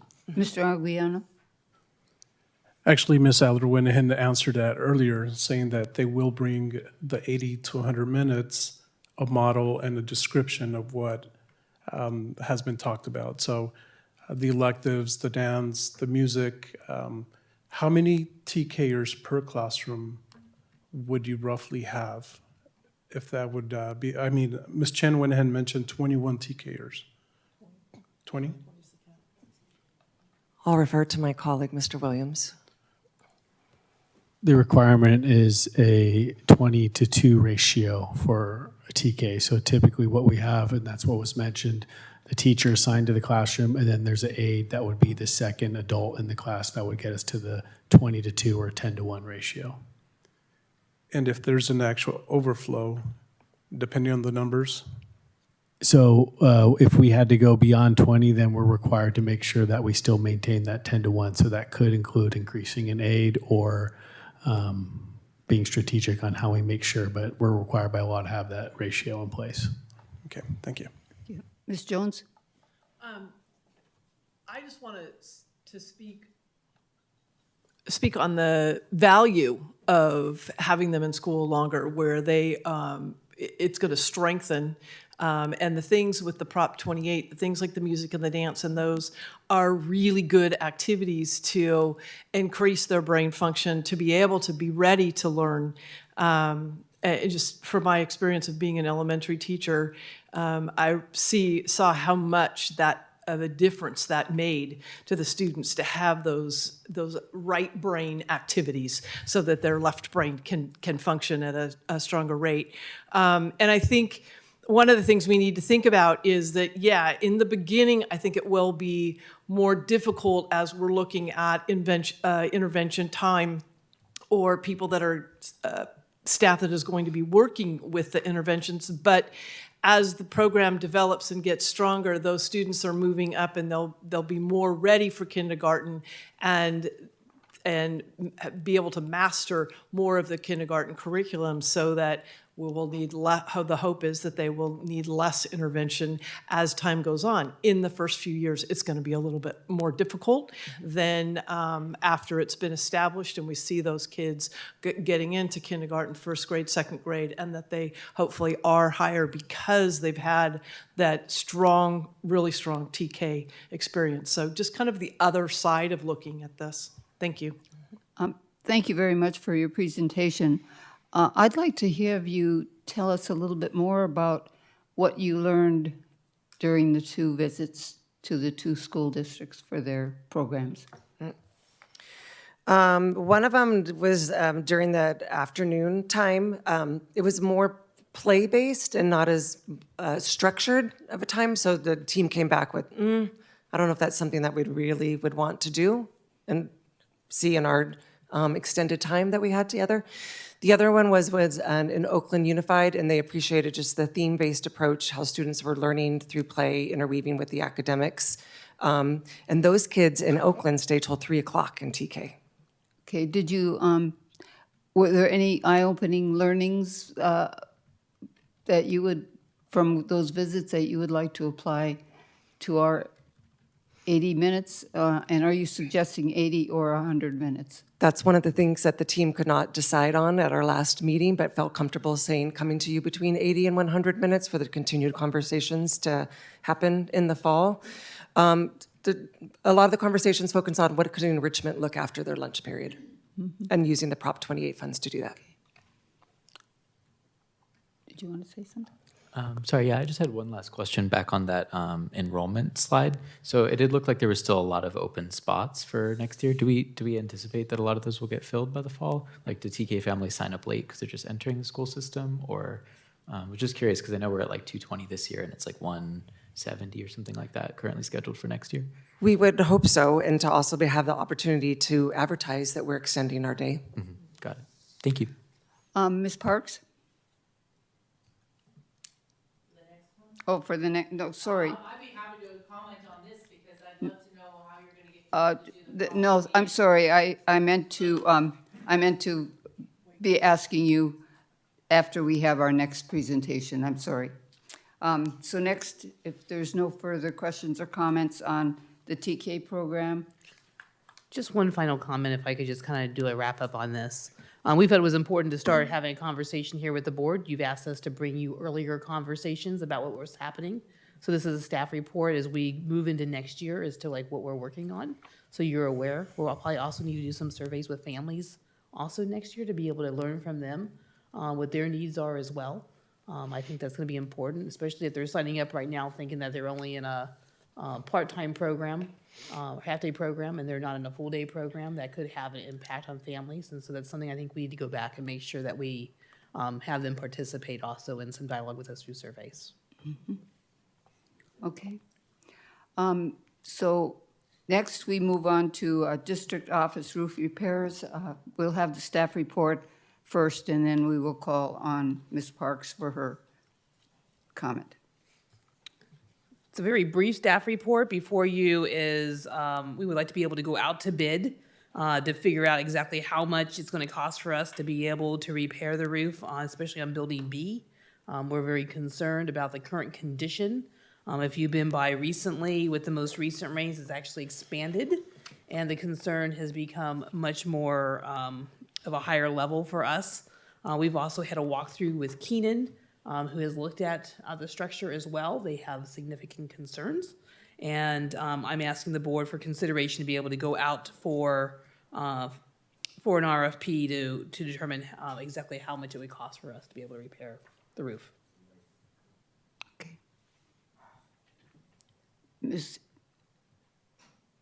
Mr. Hill, and then Ms. Jones. Next, though, before we do that, let's ask Ms. Parks for her comment.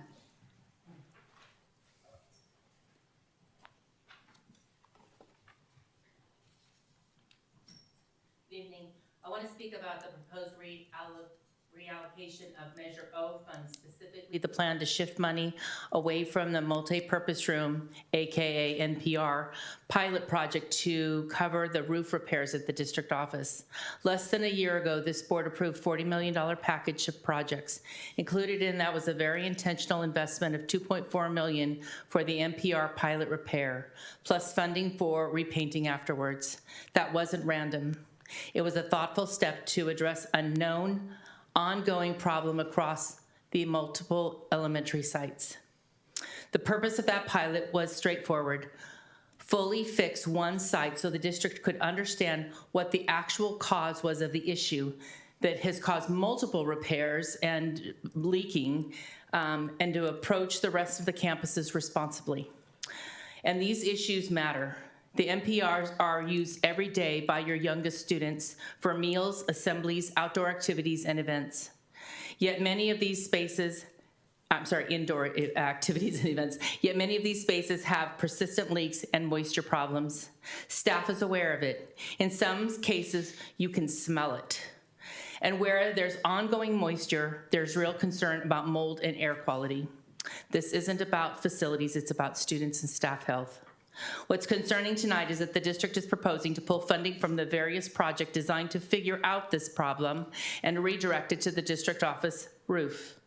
The roof may need repair, but the district's own explanation, the situation stems from a lack of maintenance and other funding sources like Fund 40, the Russian money, could have been used earlier.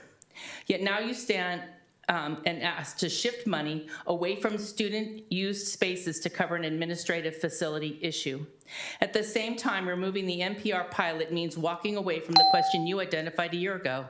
What is happening with these buildings, and why is it? And what will it take to fix it district-wide? Without that pilot, you're guessing. And in the meantime, students continue using the space that may have been compromised air quality. The original plan made sense. Start with one site, fully assess the problem, develop a clear scope, then scale the solution. That's how you avoid bigger costs later, and more importantly, that's how you protect students. I urge you to stay the course. Keep the NPR pilot intact and move forward with the work you already have determined is necessary. Thank you. Thank you. Mr. Hill? Thank you, President Thomas. So I don't see a problem, Superintendent, in having you go out and do an RFP to get some estimates. But what I would say, though, is that that I think that we need to proceed cautiously around this, because we could potentially make some big commitments that could end up throwing away a bunch of money.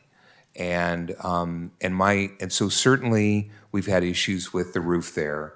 And certainly recently we've had some surprise rain. But we're going into the summer months, and it's most likely that we're not going to have, unless all of a sudden global warming accelerates, I don't think that we're going to be having major rainstorms or things that are going to severely impact our roofs at this point. And so I think that we have time to take a minute, and what I think that we need to be considering as we consider potentially doing this or not doing this is we've hired a consultant to do a portfolio analysis. I think that we need to see what this consultant has come back with in terms of their analysis. And also, we've hired a new superintendent that has a lot of expertise with facilities, right? And that was one of the big reasons that we hired Mr. Eager. And so I think that we need to be bringing all of this information together and then really kind of looking at trade-offs and having discussions. And my sense is that since this report from the consultant is going to be complete by the end of June, right? So that's the target. Mr. Eager is going to be joining shortly thereafter, that we could hold a very quick meeting where we look at all of the different variables. We could have a study session, and then we could provide direction. And so maybe the direction is, yep, maybe we want to try to get some more years out of the district office, and we're going to repair the roof. Maybe there would be other things we don't know, but I don't think it hurts to have the information. But I don't think that we should be making any decisions until we look at the whole pie with all the players at the table, because otherwise we're just going to piecemeal it. So that's my input. Thank you. Ms. Jones? My comment is sort of falls in the same line that, I think getting the information and how much it would cost to do this is important.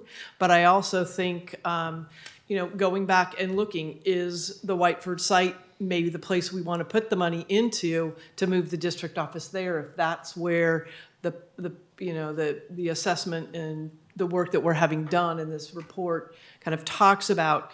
So I think gathering this information is really important, but I also think we need to be looking at going back and looking at Whiteford again. Is that the more viable option? Because that could last a lot longer as a permanent solution for the district office. So that's all I wanted to say. Thank you. I'm also of the mindset that we had two options presented to us by our IT director and our MOT director, and both of those options were pretty substantially researched by them, but not well enough. So if we are going to go out and get better costs and an RFP for the roof, it seems to me that it would be prudent to do the same thing for moving to Whiteford, because either way, I think we have to be out of that, either have a new roof or be out of the DO by the rainy season. And it seems to me that we're already late in terms of spending $1 million on new roofing. And if we had that $1 million and we could be or less and easily moving our district office over to Whiteford, both of them can be considered timely and necessary before the rainy season, but also a stopgap, because it's sunk money. any money we put into the roof, it's going to be demolished and wasted in a couple of years. Anything we put into Whiteford may or may not be something that we permanently want to do, but even if you consider it temporary, I think it makes a whole lot of sense to put as much effort into getting substantial RFP estimates for doing the move to Whiteford as it is to changing the roof. And we had 2 excellent employees that spent a lot of time and effort and made what I think were pretty substantial, knowledgeable ideas for something that we have to take care of. I mean, it's fine that we have, in fact, we have asset management and plans, and we've also hired a construction manager. So those 2 individuals or companies can help with this effort between now and, I would say, the end of May, when we really have to decide which way we're going to go, because it's going to have to happen over the summer, and the rain is going to come soon enough in the fall. Superintendent, do you have any idea about the lead time it would take to do either one of those options? Staff did a fairly extensive study when they were looking at the cost that it would take for some of the estimates between the fire alarm at the current district office and the roof repair. Since that time, the roof repair has become more damaged up above, so it's spread. And so there's concerns there. I'm really concerned about mold. I'm concerned about a lot of other things for our employees that are inside that part of the district office. And if we delay this, I really think I need to shift the business services department into another area of the DO because I am concerned about the condition of the roof and whether we have any rain or not. I'm concerned about it falling in. And I'm just going to tell you right now, it's a serious safety concern for the condition that roof is in at this point. It's got extensive damage done to it. And I don't bring this to you lightly. And if you thought I wanted to bring this to you so I can get beat up a little bit more, I really don't want to. And I'm frustrated because the condition is deplorable. And it's gone on for years with the idea that the district office one day is going to make a move. And now it's gone to a point that it is not in good condition for people to be under that roof and be there. And so I'm going to move some people in the meantime because I am really concerned about their safety. And that is my number one job, is to be concerned about our employees there. So can I have a follow-up question? I'd like to jump in Well, here. Okay. I'd like a follow-up question. Go ahead. Why the roof and not Whiteford, or why not the 2 of them together? Why are you coming to us only for the roof? Because the roof is what's damaged. And from my last conversation that we had with you back in January, it was very clear this is not something that you all wanted to move on. That was made very clear to myself and to staff. Then we got additional rains, and I've got additional concerns, which I have to share with you because we've had Keenan out, and we've got other people that are looking at it. And I'm really concerned about it. And I'm concerned about, I can move people.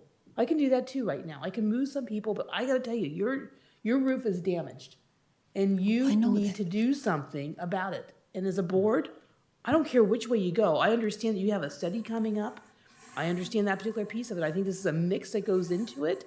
But I've got to be ready to pivot so that we can do something. Okay. Mr. Hill. Hang on, I haven't spoken yet. And I'm sorry. Mr. Hill, would you please remove your name when you finish, and both of you for that matter, so I know who's next. So I'm leaving mine because I'm next. So Okay. please go ahead. Okay. I hear what everybody's saying, but I mean, fundamentally, this is a matter of safety. And like, we've been playing with fire for a while already now. I mean, like, if the roof collapses tomorrow, right, that's a big problem. I'm not metaphorically playing with fire. I mean, look, yes, ideally, years ago, the maintenance would have been taken care of. More, thought would have been put into this 3-5 years ago, however long, in order to, tackle this in a more systemic way, with a holistic planning process, absolutely. But at this point, it's a matter of staff safety. And I think there is a measure of urgency here. I do, certainly have sympathy for the idea that, borrowing from a different remediation within Measure O to pay for it might also then impact, the MPRs that have an impact on our students. So I might advocate for using the reserves instead to fund this, but I do think it's urgent that we take action. I mean, we can't take matters of safety lightly. We need to protect our staff just the way we protect our students. And, every day that we wait on this is a day where theoretically something really bad could happen that would be an immense danger to our wonderful staff. So I certainly understand people's hesitations with regards to the Whiteford thing. We had that conversation in January, and it was pretty clear following that discussion that that was not what the majority of the board wanted to move forward with. And so the other option is repairing the existing facility, and I think we need to go out for an RFP so we can get the ball rolling to ensure the safety of our staff. Yeah. Mr. Hill, could we please have Mr. Anguiano next, because he hasn't had a chance. Mr. Anguiano.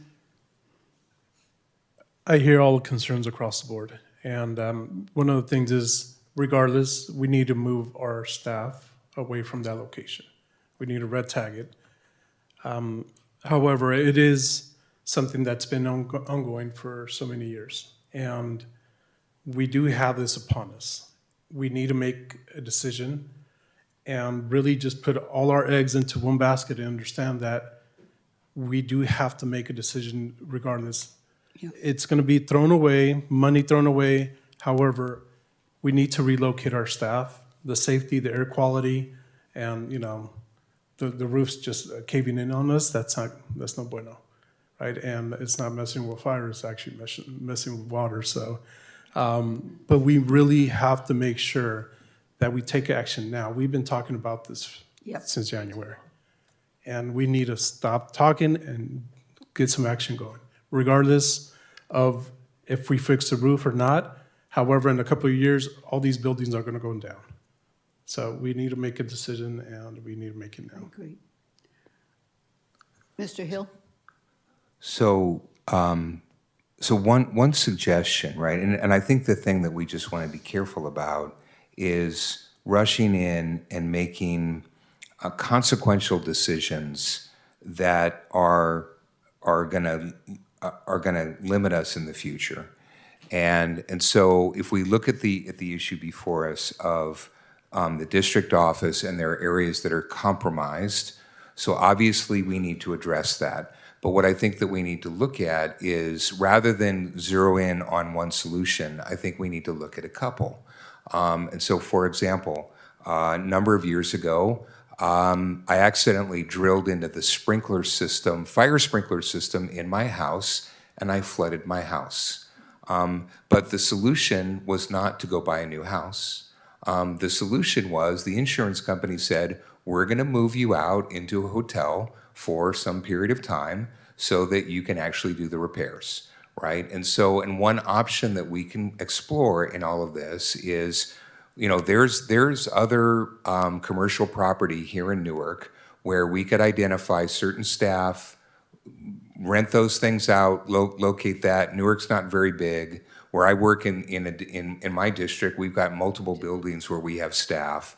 And so I think that we just want to be very careful in terms of our approach here. But to the point that I think that Superintendent is making, and I think that we all agree, it doesn't hurt to have information.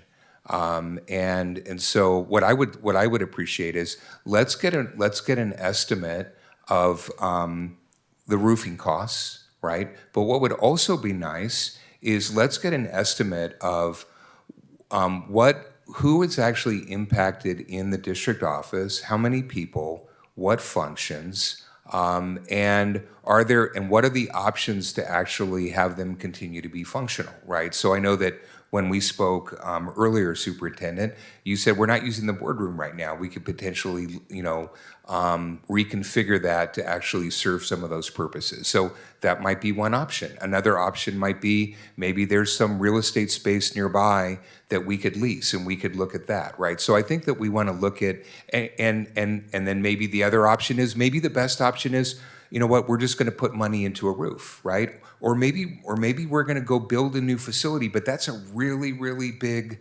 decision.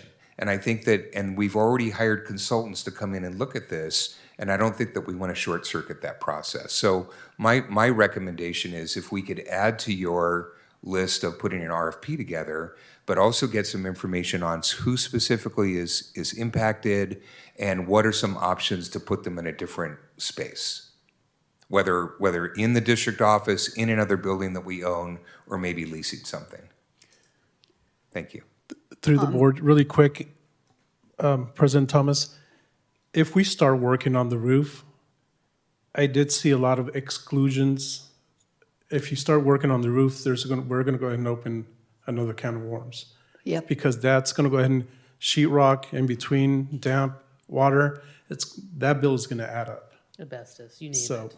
So we have to make sure that if we're looking into, it's going to be, yes, I agree. Yeah, so that's why let's get the estimate. Okay. Right, let's get the estimate, and then we can figure out where we are. I'd like to ask the board members, what's wrong with getting an estimate at the same time, an RFP estimate, the same kind of estimate we're getting for the roof for a move to Whiteford? Because it's short-circuiting the asset management portfolio analysis that we've already done. And that is a very strategic piece of real estate, and we do not want to take that lightly.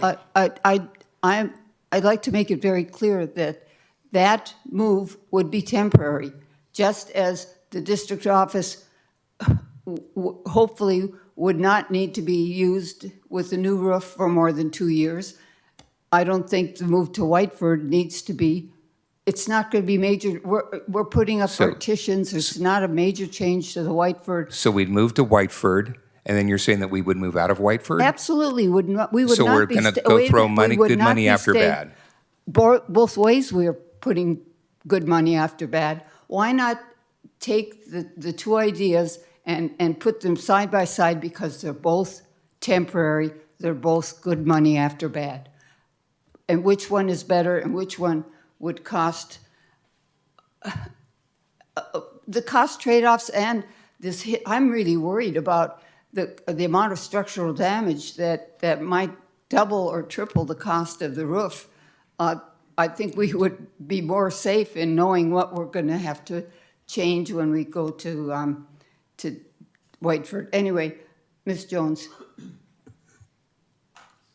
I do feel like the estimate that was brought to us regarding moving to Whiteford is probably going to be significantly less than what the roof repairs are going to be. No, I'm not kidding. Because we're looking at roof, we're looking at, I'm sorry, if you want to speak to me that way, that's fine. I'll just stop because you're perfect.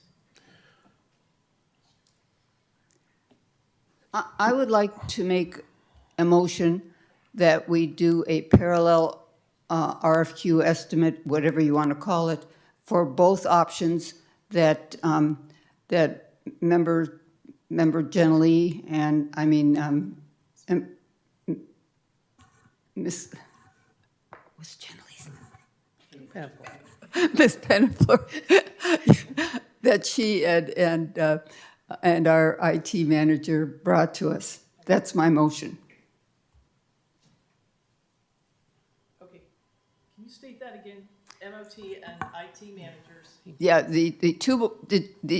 I would like to have the same kind of estimate that we're going out for the roof repair to also be done for the second option that we were presented to move the district office to Whiteford.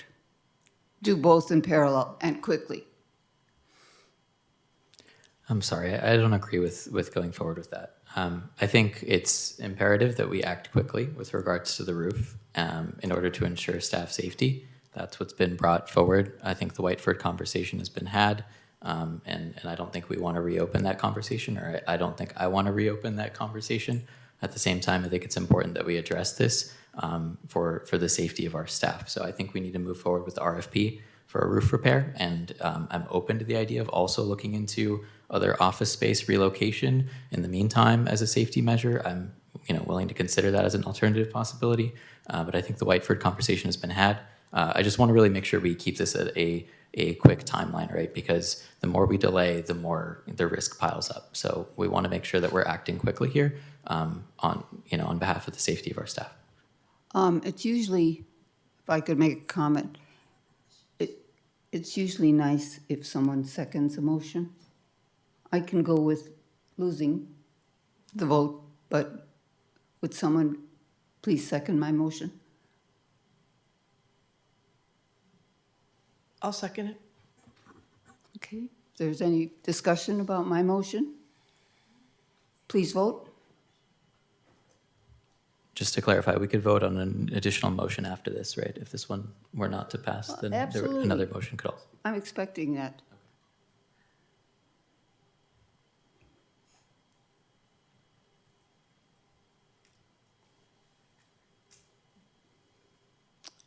We have, I voted wrong. Oh, well, it changed my vote to yes. It's 3-2 no. If I could just make a comment, I'm actually not asking you for a vote on this item.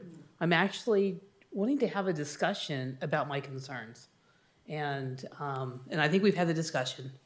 If you have a motion for some kind of direction for us, we're all ears, but. Oh, that's right, this isn't for action, is it? It wasn't for action, and I just wanted to make sure that, not that you can't make a motion at any time and give us some direction, but I just wanted you to know I'm not actually asking you for action. But just clarification, it was to bring it back for us to decide upon it. Is that correct? Well, it was. To have a discussion. Yeah, my motion was really about when you bring back, you're going to go out, you've said you want to go out for an RFQ or RFP, that you consider both options. That's what I was hoping. So that doesn't preclude you doing that, right? The staff, unless the board votes to no, don't even consider. There is a piece around just staff time and us being able to handle multiple layers, especially with the end of the school year. We've got summer school starting. We're making a transition with new superintendent. I just want to be mindful of what we can really take on and be able to do. What I will tell you is I believe this is concerning enough that we have a problem with the roof. I can't ignore the problem with the roof, and I need to bring it to you that it's a serious concern. I need to do nothing less than just at least getting an RFP done on this, or RFQ, to figure out what the costs are, because I want to at least show that we're trying to do something from the district office to be able to protect our plant. Well, I don't think any of us disagree that we have to move on either fixing the roof or vacating the building. So I just hope you will consider everyone's comments tonight. Thank you. Anything else? Okay. Was there another motion, or did I miss? No. Okay, I just wanted you to know there didn't have to be a motion. We really should not have voted because it was only for discussion. So next, we move to the public hearing on the developer fee increase. Public hearing is open. Does anyone wish to speak to the developer fee increase? Seeing none, public hearing is closed. So we move on to new business, resolution 2025.26.28, developer fee increase. Before you this evening is the recommendation for developer fee increase, and we would ask the board for consideration to approve this.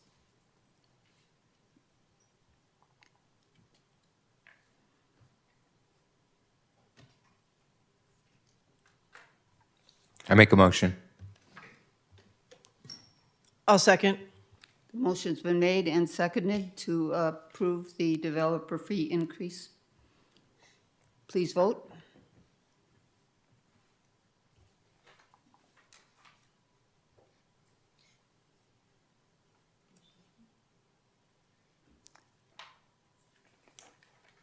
The motion passes 5 ayes. Thank you. Next, we move on to 13.2, Public Disclosure, AB 1200, Unrepresented Management.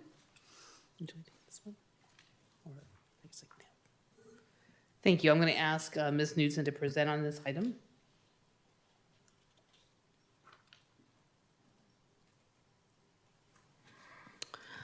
Good evening. So tonight is the AB 1200 that will retroactively provide a 1.7% increase to the Newark Unified Management staff.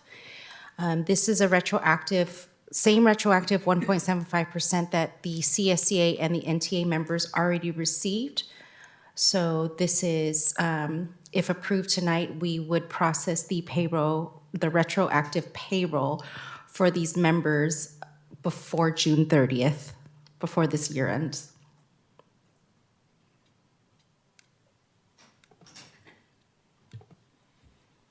Yeah.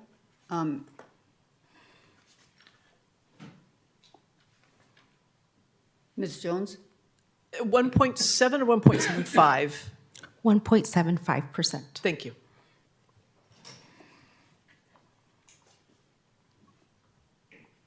Mr. Hill? Thank you. So I'll make it quick. So obviously, the NUMA has not had a salary increase in a couple of years. We know that inflation is hitting us, and that certainly we need to try to make sure that we retain our employees. At the same time, we are trying to balance the costs associated with this, and we've talked about the fact that we are deficit spending. So I think we just need to keep in mind that we watch this carefully, but understand the need. That's my input. Thank you. I'll make a motion. I'll second. Motion's been made and seconded. Please vote. Before you vote, can I just hold off for a second? So there was a comment that was made earlier this evening with regards to the superintendent's being inside AB 1200. Superintendent's contract, superintendent's 1.75 is not inside AB 1200, just so you're aware. Okay, thank you. Please vote.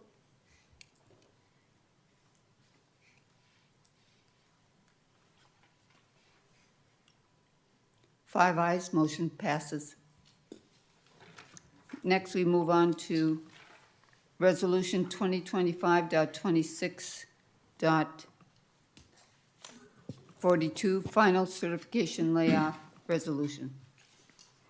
Thank you. In front of you is 2025-26-42 final resolution for our certificated layoff process. This is the final step to complete the layoff process the board has to take action on. Once board take action on this resolution, it will give staff direction to provide all of the impacted individuals' final notices. Within the resolution, we do use identification numbers. You can use names or identification. We elect to use identification so it doesn't call out the individuals that are losing their assignment. That information has been vetted by a district attorney for both certificate and the future item classified and is correct in how it's displayed for you this evening. Thank you. I'll make a motion. Oh, wait. Oh, sorry. Member I Hill? apologize. I'm sorry.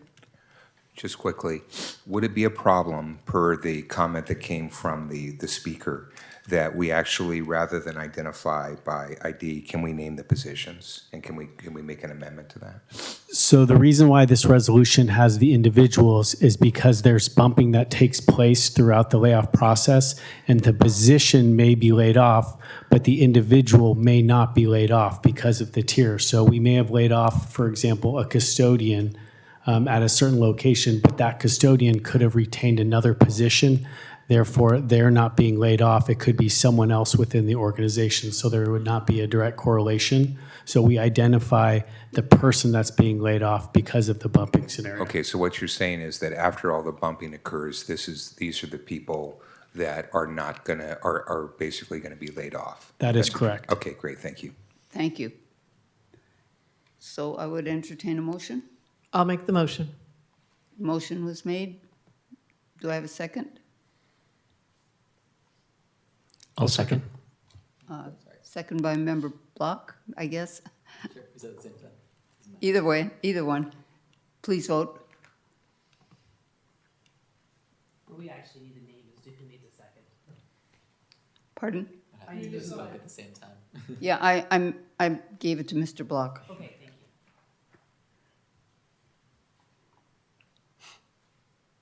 Five ayes. Thank you. Mr. Anguiano, you can second next time.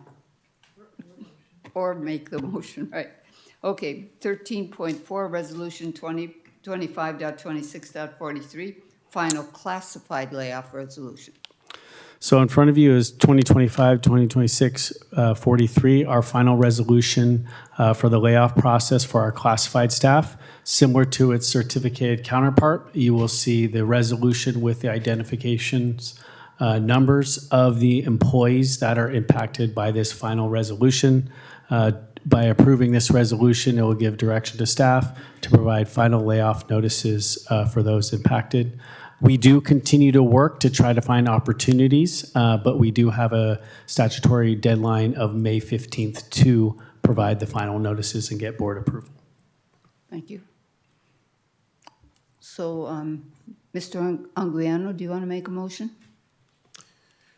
I'll make a motion on 13.4, resolution of 2025.26.43, final certificate layoff resolution.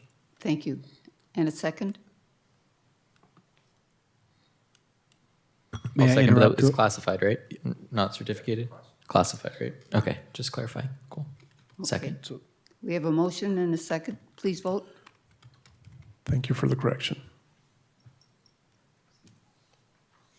Ms. Jones.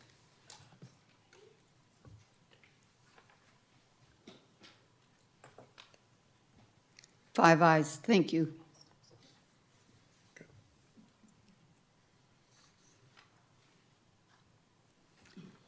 Next, we move on to 14.1, District Data Center relocation.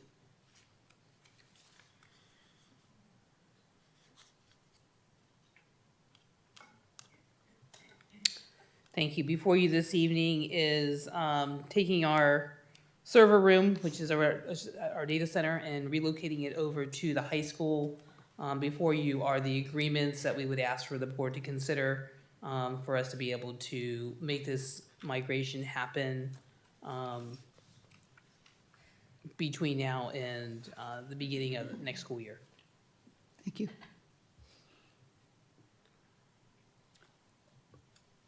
Mr. Hill. Thank you.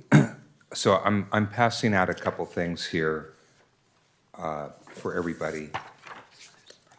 Actually, let me just hand the whole thing down here. So as I mentioned earlier, we shouldn't be in the data center business, and I spent most of my career in IT. And I know that a long time ago, you used to have everything within your control, and they called that on premises or on-prem.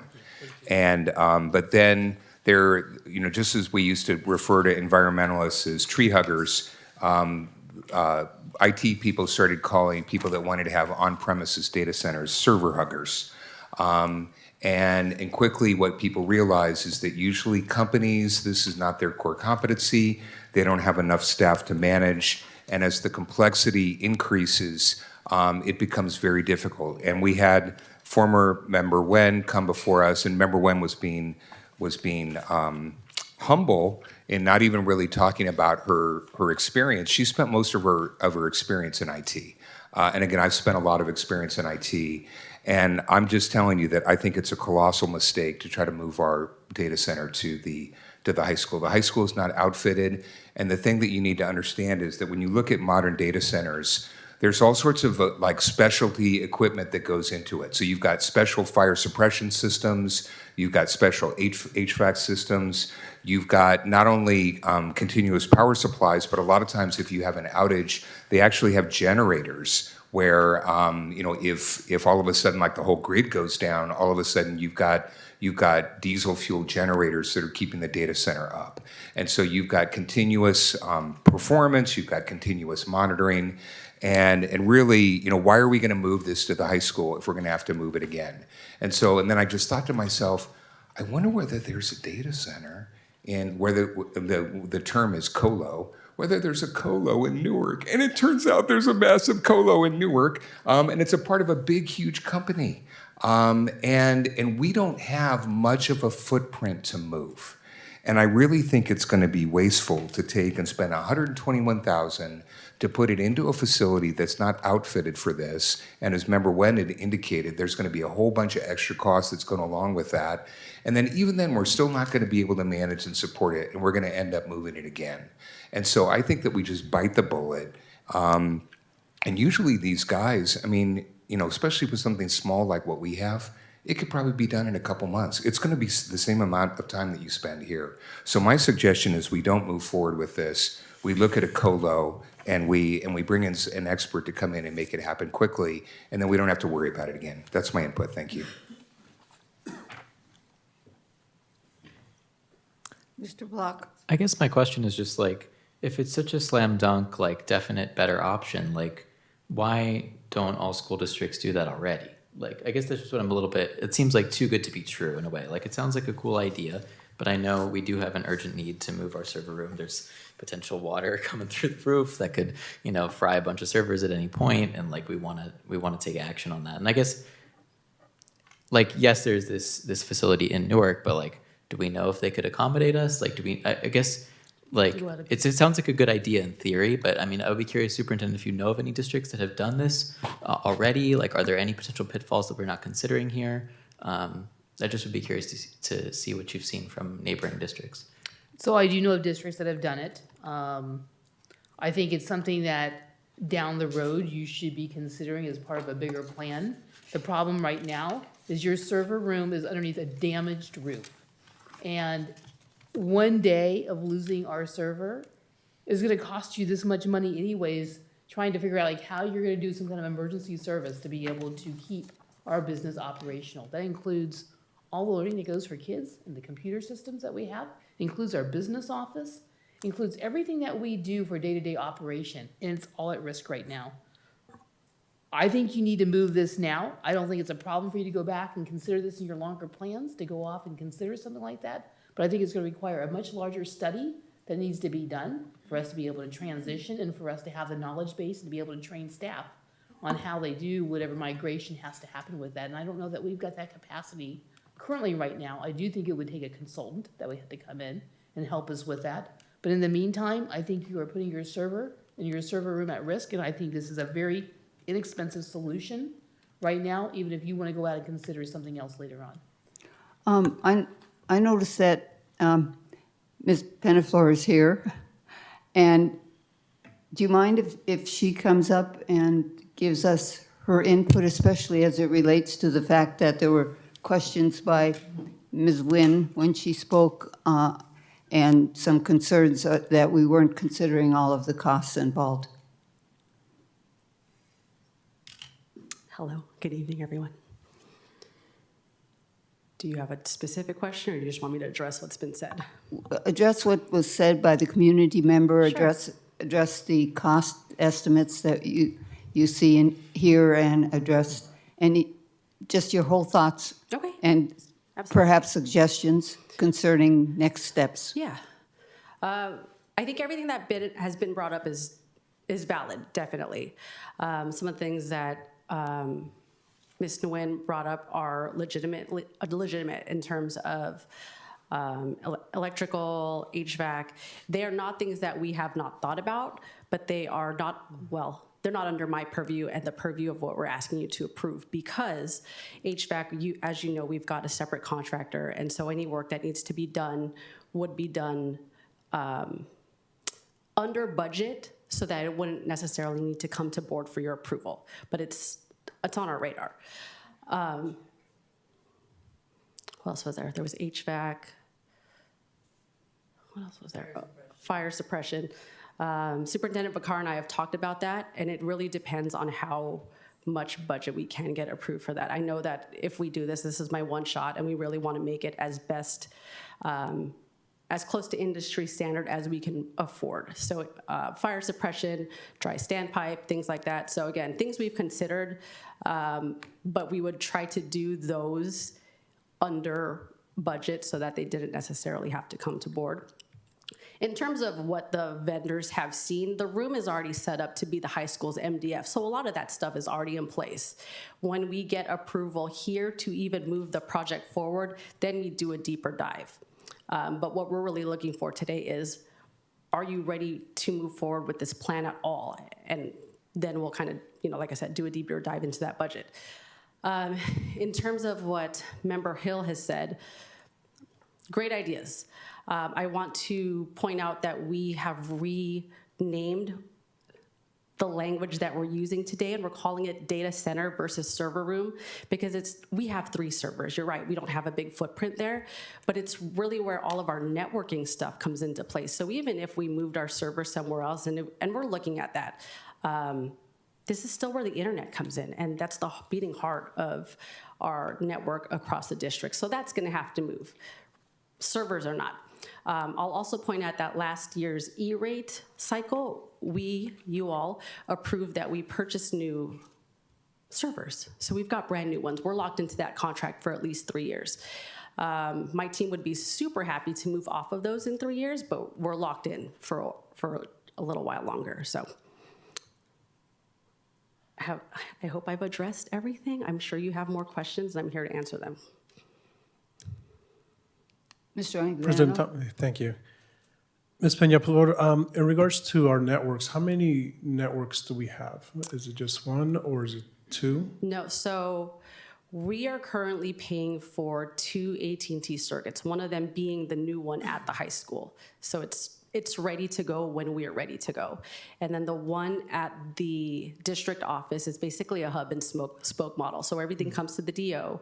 We have 2 points at the high school and then the middle school, and then all of the elementary schools feed off of the one at the middle school. And we do have the capacity at the high school for that particular network. We have bumped that up to 10 gigs to be ready for the move. And you're saying that any extra costs for HVAC would be under our bid limit, which is under $50,000? Yeah, because we're looking at doing a split unit there, because right now the library, even though the library is cool and it's not really being used and it's sufficient for what it is, we know that when the library comes back to life, we want that second unit to be dedicated just to that server room or data center or whatever we want to call it.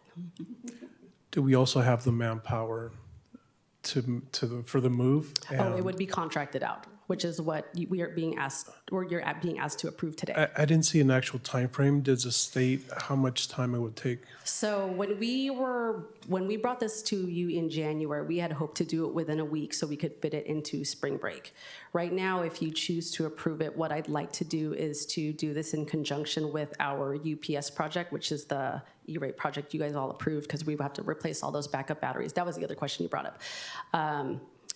And so if we do that this summer, there's a 2-week window between when summer school ends and when teachers come back. We'd like to do everything in that window because we'd have to shut down the servers everywhere to add the uninterruptible power supplies, put in our new switches, and then move the district office, the server room.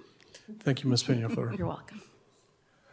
So one thing, though, that I think is important to understand is if you've ever if you've gone out and looked for apartments or you've looked for houses, and you'll see realtors advertising, they'll say it's a fixer-upper or it's move-in ready. So a colo is move-in ready, right? They have the power, they have the HVAC, they have the fire suppression, they have all of the cabling, they have all of the racks. Usually you're putting your own equipment in there, and it is all industrial strength. We are going in and we're going to be doing a fixer-upper. And all I can say is super high risk, and I'll bet you anything we're going to spend more than that. So that's my input. Thanks. I'm really not mad at that suggestion, if I'm being honest. One of the companies that came to do our sidewalk showed us a cool project that they did, I forgot where, somewhere in the Bay Area, where they essentially built a server room in like a container. It wasn't a container, but it was like a portable that was totally pimped out with everything that you're saying, but it was on-prem, it was their equipment, but it was standalone so that we wouldn't be, we wouldn't be reliant on a building that was ready for it. So I can look into that if that's something you want to do. We can do the same thing we were talking about with the roof. We can do RFPs for all that. We just want direction because you obviously know the conditions that we're working with. So I'm just looking for direction in whichever way you want to go.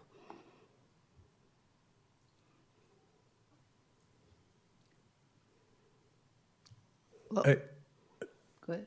I really appreciate your flexibility and your open mind about which direction to take. If we could get an actual RFP on or an estimate on the colo, yeah, how long would that take? A couple weeks, right? I'd have to research who does it, call them in for a site walk, or we go RFP. If we want to just go straight to RFP, you know the timelines on that. Like I got to do the research, we got to advertise, right? Information that goes into your RFP, if you're gonna, go off and do all that, so it's still gonna require some research. Yeah, For I'd us have to to have write the a specs. scope that of they're work. actually, the scope of work would have to be in there. Your server room's vulnerable. That's all I'm gonna tell you right now. I'm frustrated.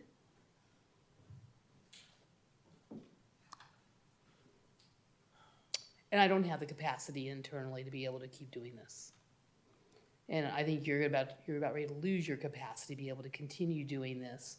And so we are going to be reliant upon probably contractors to help us here in the future. You're up. Mr. Block? Was Mr. Block next? Yeah, thanks. I think this colo discussion is a good one to consider in the future, but I think right now we need to go with the plan that our wonderful staff have put in place, but has been well thought out. I really appreciated the responses to all the concerns that were raised today. I think we need to move forward with this if we want to consider in the future colo as a cost-saving measure, as a way of sort of, trying out a new strategy that some other districts have adopted. That's great, but I think for the time being, it's worthwhile to go forward with a plan that we currently have in front of us here. So I would make a motion to approve, item 14.1 as is. I'll second. Oh, Go ahead. well, I had wanted to make a statement. Oh, go ahead. Okay. We haven't voted yet. I just really appreciate the work that you put into this, and I believe that you mentioned that we have a 3-year contract with the servers. Yes. So that would be money that we would lose. Exactly. And so that's a big decider for me to go along with this request. So President Thomas, I just want to clarify. Your servers are going to be the same. So whether they go in the high school or whether they go in the colo. So that's cost neutral, right? So that's. Is that true? Yes, to what you're saying, it is true. However, in the end of 3 years, we're just going to try to move to the cloud for our servers anyway. Yeah, you can make that decision. Yeah, 3 years. Yeah. That's Okay. future generally Aiden's problems. Okay. Do you want me to make your motion? Sure. I think it would be a great idea to explore this co-location thing in the future. I think that's something that we should consider, maybe in the next year or so. But for the time being, I would move that we approve item 14.1 as is. I'll second as is. Motion has been made and seconded. Please vote. Wait. There.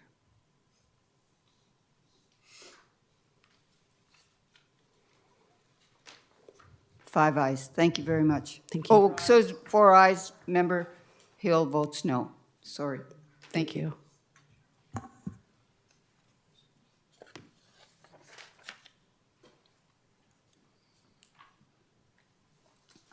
Item 14.2 was pulled, so therefore we are moving to the consent agenda. And we do have a, pardon? Yes, we do. We do have one. Yeah. So Brian Foster would like to speak to 15.2.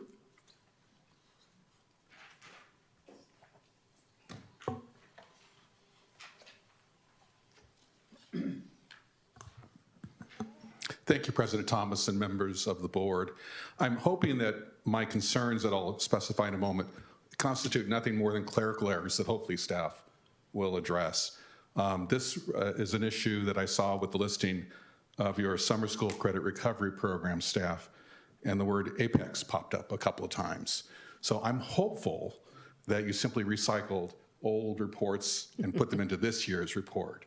If not, then that brings up all kinds of alarms for me as the person, one of the people, the primary person who for years worked hard to get Apex taken out and supported by your current superintendent as well, who acknowledged that it was essentially a corrupt program,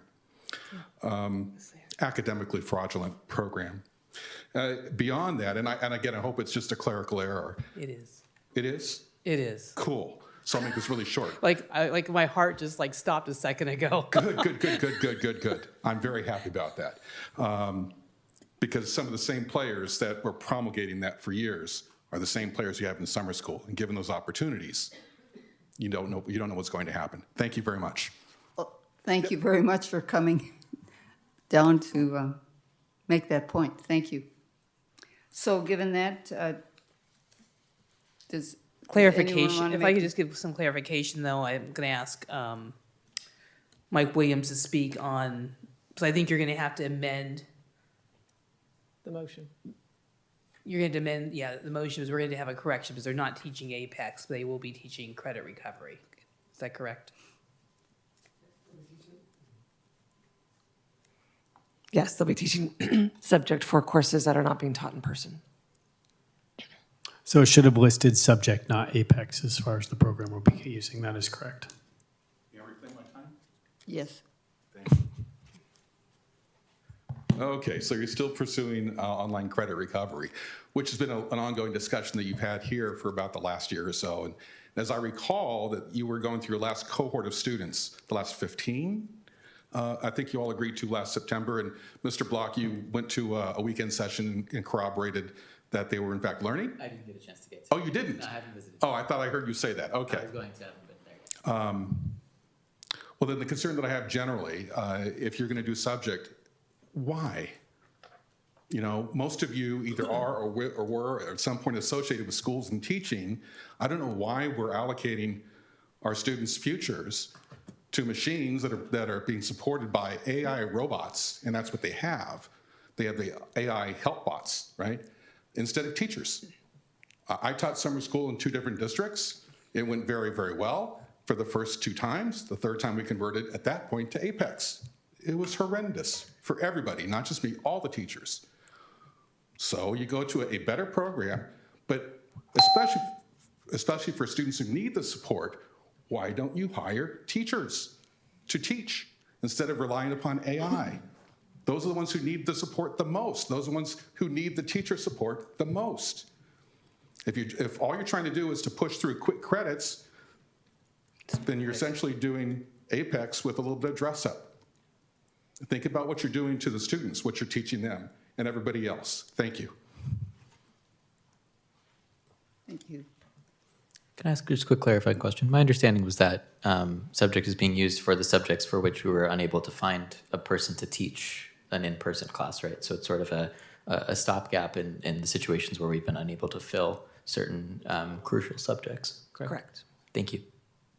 It's also more rigorous, as we've talked about the standards. Some of our students have not been able to pass the course or not been able to complete the course. Mr. Hill?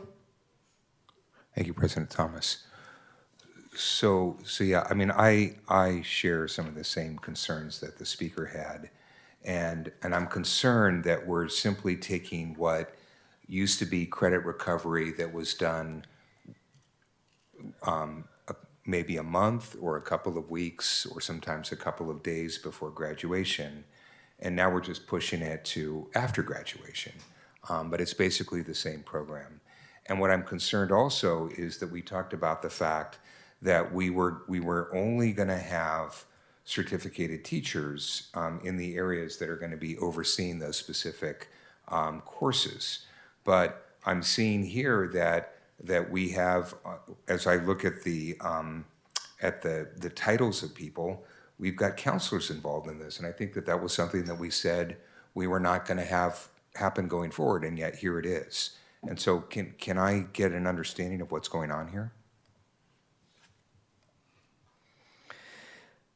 These are the employees who agreed to teach for the credit recovery program. I would have to go back because Director of Teaching and Learning is overseeing it and get back to you on that through an email or correspondence. Okay, because I mean, representations were made to us. Right? Correct. So I kind of feel like this is going backwards. I can follow up on that.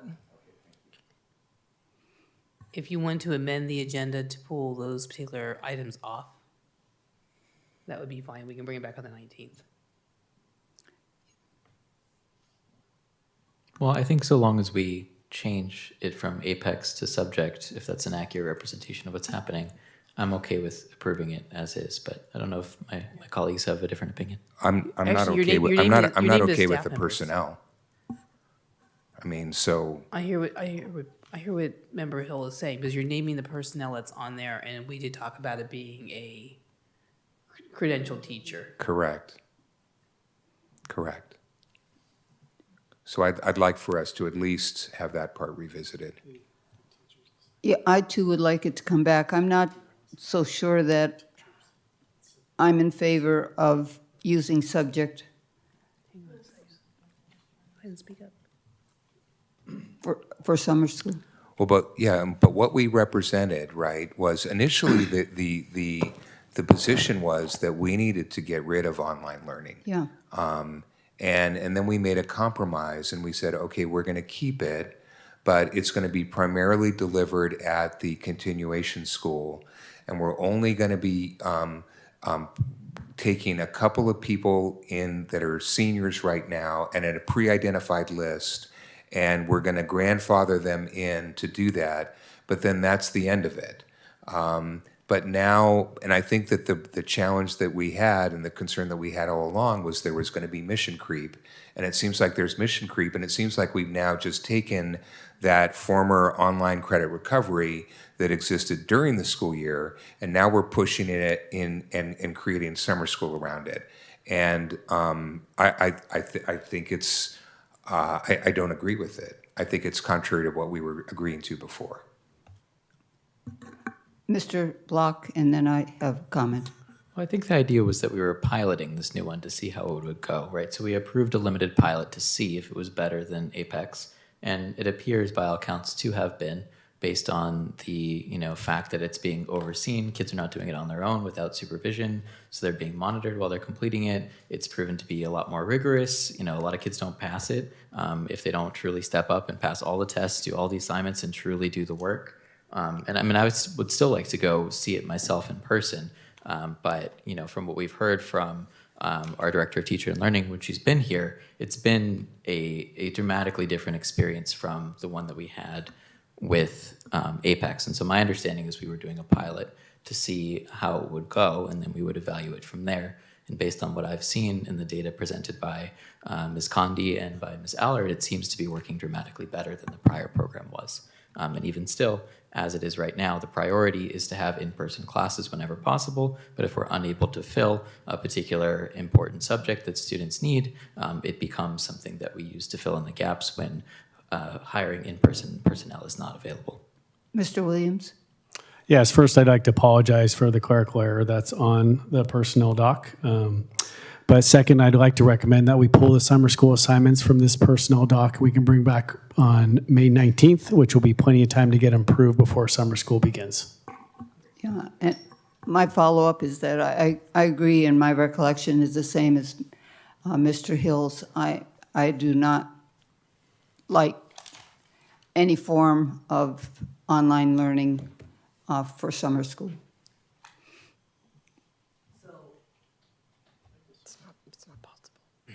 At our last meeting, I believe it was, we had our summer school presentation where we talked about what the programs were.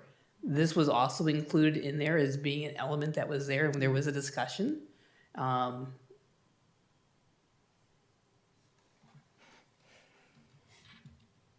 don't know really what to say at this point. I mean, we're trying to design a summer school to be able to help and support kids. We don't have enough teaching positions that want to come in and come teach our summer schools. And kids are going to need some additional help and support to be able to get over it. The most number of classes that they can take is 2. Is that correct? Correct. So the most that they can take is 2 classes. And if there's a teacher that can teach the core class, that's what they're going to have. If there's a subject matter they still need, we're still offering something to them for credit support. But the max they can take is 2 classes. That's it. Could we get a better picture of the staff that we'll have, their backgrounds, and whether they're capable, whether we have enough staff to teach the absolute courses that we're going to be offering in summer school? So will we know how many are going to be subject and how many are not going to be subject? And how many, so will be taught by the teacher that has the background? Most of the lists that you have here before you would be on subject. I think we need to go back, we need to look at the credit recovery piece because it should have been a credentialed teacher. Which I think it is on there that way, quite frankly. I have to go back and just kind of like look at the list. So what you're saying is that we don't have enough credentialed teachers to teach every subject that Correct. we need to teach in the summer school. That's correct. Correct. So can we see the numbers? The numbers? Yes? The numbers in regards to how many kids need summer school and the courses that they need and which ones would be online and which ones would yeah, be subject? Yeah, that kind of information. So we have an idea of, how many will have a real teacher teaching the course versus an online course. Yes, that's easy data to collect. So you have enough direction, and you're going to bring this back? Yes. So what I would ask is approve everything on the personnel doc minus the summer school assignments, which we can bring back on the 19th. Okay. I'll make a motion to approve the personnel report with the summer school information being pulled out. A second. Okay, it's been made and seconded. Please vote.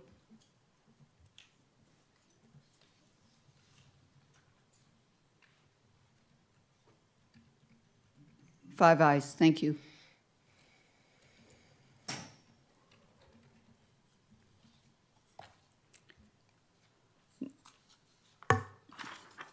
Next, we move to item 16, consent agenda on non-personnel items. Is there anyone from staff or the board that would like to pull any of these items?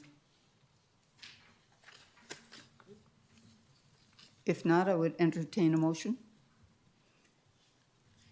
I'll make a motion to approve the non-personnel items on the consent agenda.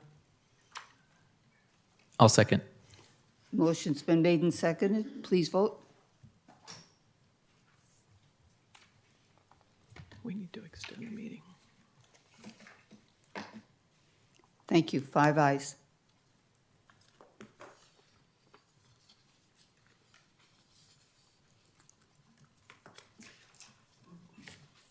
So next we move on to, pardon? It's 10 to 10. I would entertain a motion to extend the meeting to 10, how late can we do it, 10:30?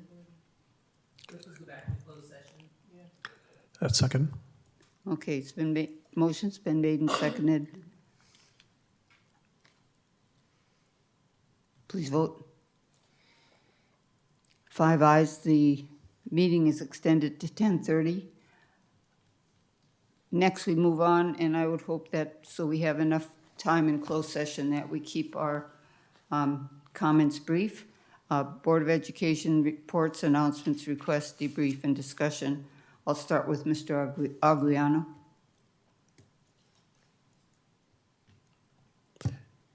Thank you, President. I still see the vote. Thank you, President Thomas. Today, just celebration of Cinco de Mayo. I'm going to go ahead and just say it in Spanish as well. So, feliz Día de Cinco de Mayo. And also, Feliz Semana de Agradecimiento a los Maestros, which is Happy Teacher Appreciation Week. Also to the teachers that were honored today and our classified employee, which we're really excited to have. Yesterday, once again, we did mention about the congratulations of the 93 multilingual learner or multilingual scholars who have reclassified as fluent English proficient, and it was a great ceremony. Thank you, Ms. Allard, and also the staff, with the principals being in attendance, with the parents. Really appreciate the opportunity for being present. Thank you. Thank you. Ms. Jones? Just congratulations to all the teachers for Teacher Appreciation Week. And the reclass ceremony last night was really great. And then also attended the Sarah Awards, and that was wonderful, honoring our SPED folks. Thank you. Mr. Block? Yep, also just want to echo Happy Teacher Appreciation Week to all of our wonderful teachers, and looking forward to celebrating our classified employees at their upcoming week as well. Just one request. One thing we've seen budget-wise is that legal fees have been piling up a lot, and I think we could potentially save a lot of money if we look into hiring in-house counsel. So I was just wondering if we could at some point soon get the ball rolling on that. We want to make sure that our budget is focused on our wonderful staff and less so on the external stuff like legal fees and contractors. And I think perhaps in-house counsel might be a way that we can save a substantial chunk of money that we could then apply towards the wonderful people in our district. Okay. Mr. Hill? Thank you. So just echoing Member Anguiano's comments, so happy Cinco de Mayo and happy Teacher Appreciation Week. And I would like to just offer one correction, since I am very fluent in Spanish. And so I would prefer as a teacher to be called profesor rather than maestro. So just joking. And also echoing Member Block's comments that I think it would be great to look at identifying potential in-house counsel. I think it will save us money and also improve our responsiveness.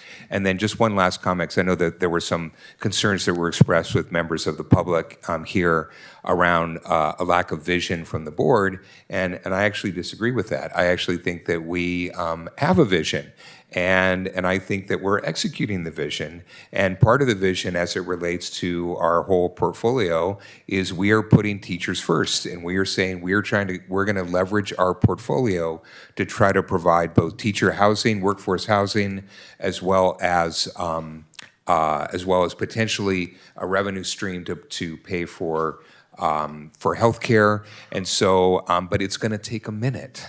And so let's just, let's be patient. So other than that, thank you everybody for all your hard work, and we'll see you in a couple weeks, right? Thank you. And boy, I could echo all of you, and I agree with looking at our own in-house counsel. I'd also like to a shout out to Member Anguiano. You did an excellent job in presenting at the reclassification event last night. Good job. Thank you. Next, we move on to Superintendent. I'll keep my comments brief. I agree with you with regards to looking at in-house counsel. I think we can bring back a job description and a salary schedule to go along with that. That would be in line with what we've been paying for legal fees. That would really help us be able to help support the district with moving forward. So I think that's not hard to do here in the next 1 or 2 board meetings to bring that back sooner than later. The last thing I kind of wanted to share is today we did a field trip. We went to San Leandro. We had a chance to see a really interesting audio device that actually does translation services for kids, and also allows for teachers to have a voice volume that goes out there. This is an exploratory measure that we wanted to go off and go see. They have implemented in all their schools. It was TK through 12th grade, and they're going to be adding adult school this coming year. I know that there's several other school districts here in Alameda County that are doing the same, including New Haven. They're bringing in the same system. What was really a game changer for me is that the students were able to hear their own home language. What the teacher was presenting, they were able to stay engaged. And what we really liked was the voice of the other students that really felt like these students could be heard and truly begin to understand, especially being newcomers coming in. They also felt like it just gave an opportunity for them to be able to adjust better to, we saw high school, we saw middle school today, but for the middle schoolers to be able to adjust and be able to help welcome and have dialogue with students that sometimes they weren't able to have dialogue with in the past. So it was really super encouraging. The nice thing is we do have some of the infrastructure systems already in place here at Newark that was done some time ago. And so I think as you look at future, as you look at some of the services and improvements that you'll be making using bond dollars, as you start looking at the PA systems, I hope this is a system that you also consider with integrating in to that RFP as we move forward. I won't be here for that particular piece of it, but it's something I was hoping to be able to plant some seeds just because I felt like it was a really powerful tool to change the equity situation for students. And so I really want to thank two of our board members for attending the showcase that they were doing and displaying that. We were able to ask a lot of questions, and I think we were able to see a really interesting thing. We would definitely like to have both teachers and Classify be able to see this also in the future, whether it's through some sort of video or being able to go actually do another field trip. There's plenty of time, I think, to be able to do all those things, but I think this is like an initial step around how do we help and support our students, and especially like when we have students that have been here since kindergarten and yet they haven't been able to reclassify. And this is a tool that helps them immediately to be able to have that. And by the way, it could be in any kind of language that's being done, which is really, I think, the game changer here. And when you saw that we had 14 different languages that reclassified, it's really hard to be able to spread what we have right now for resources out to really be able to help 14 different languages. And this would just help to improve support systems for students and for learning in particular. So just something I would ask that you consider in the future as you move forward to keep that in mind as to how that might play in to future bids and for conversations that you all have together as you look at those services. Thank you. That concludes my comments. Thank you. So with that, we recess to closed session.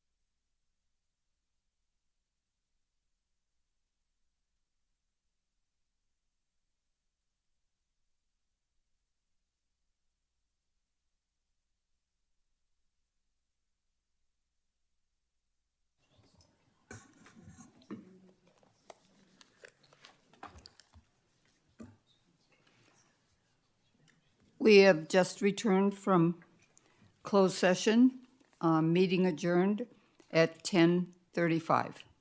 Good evening, everybody. Good evening.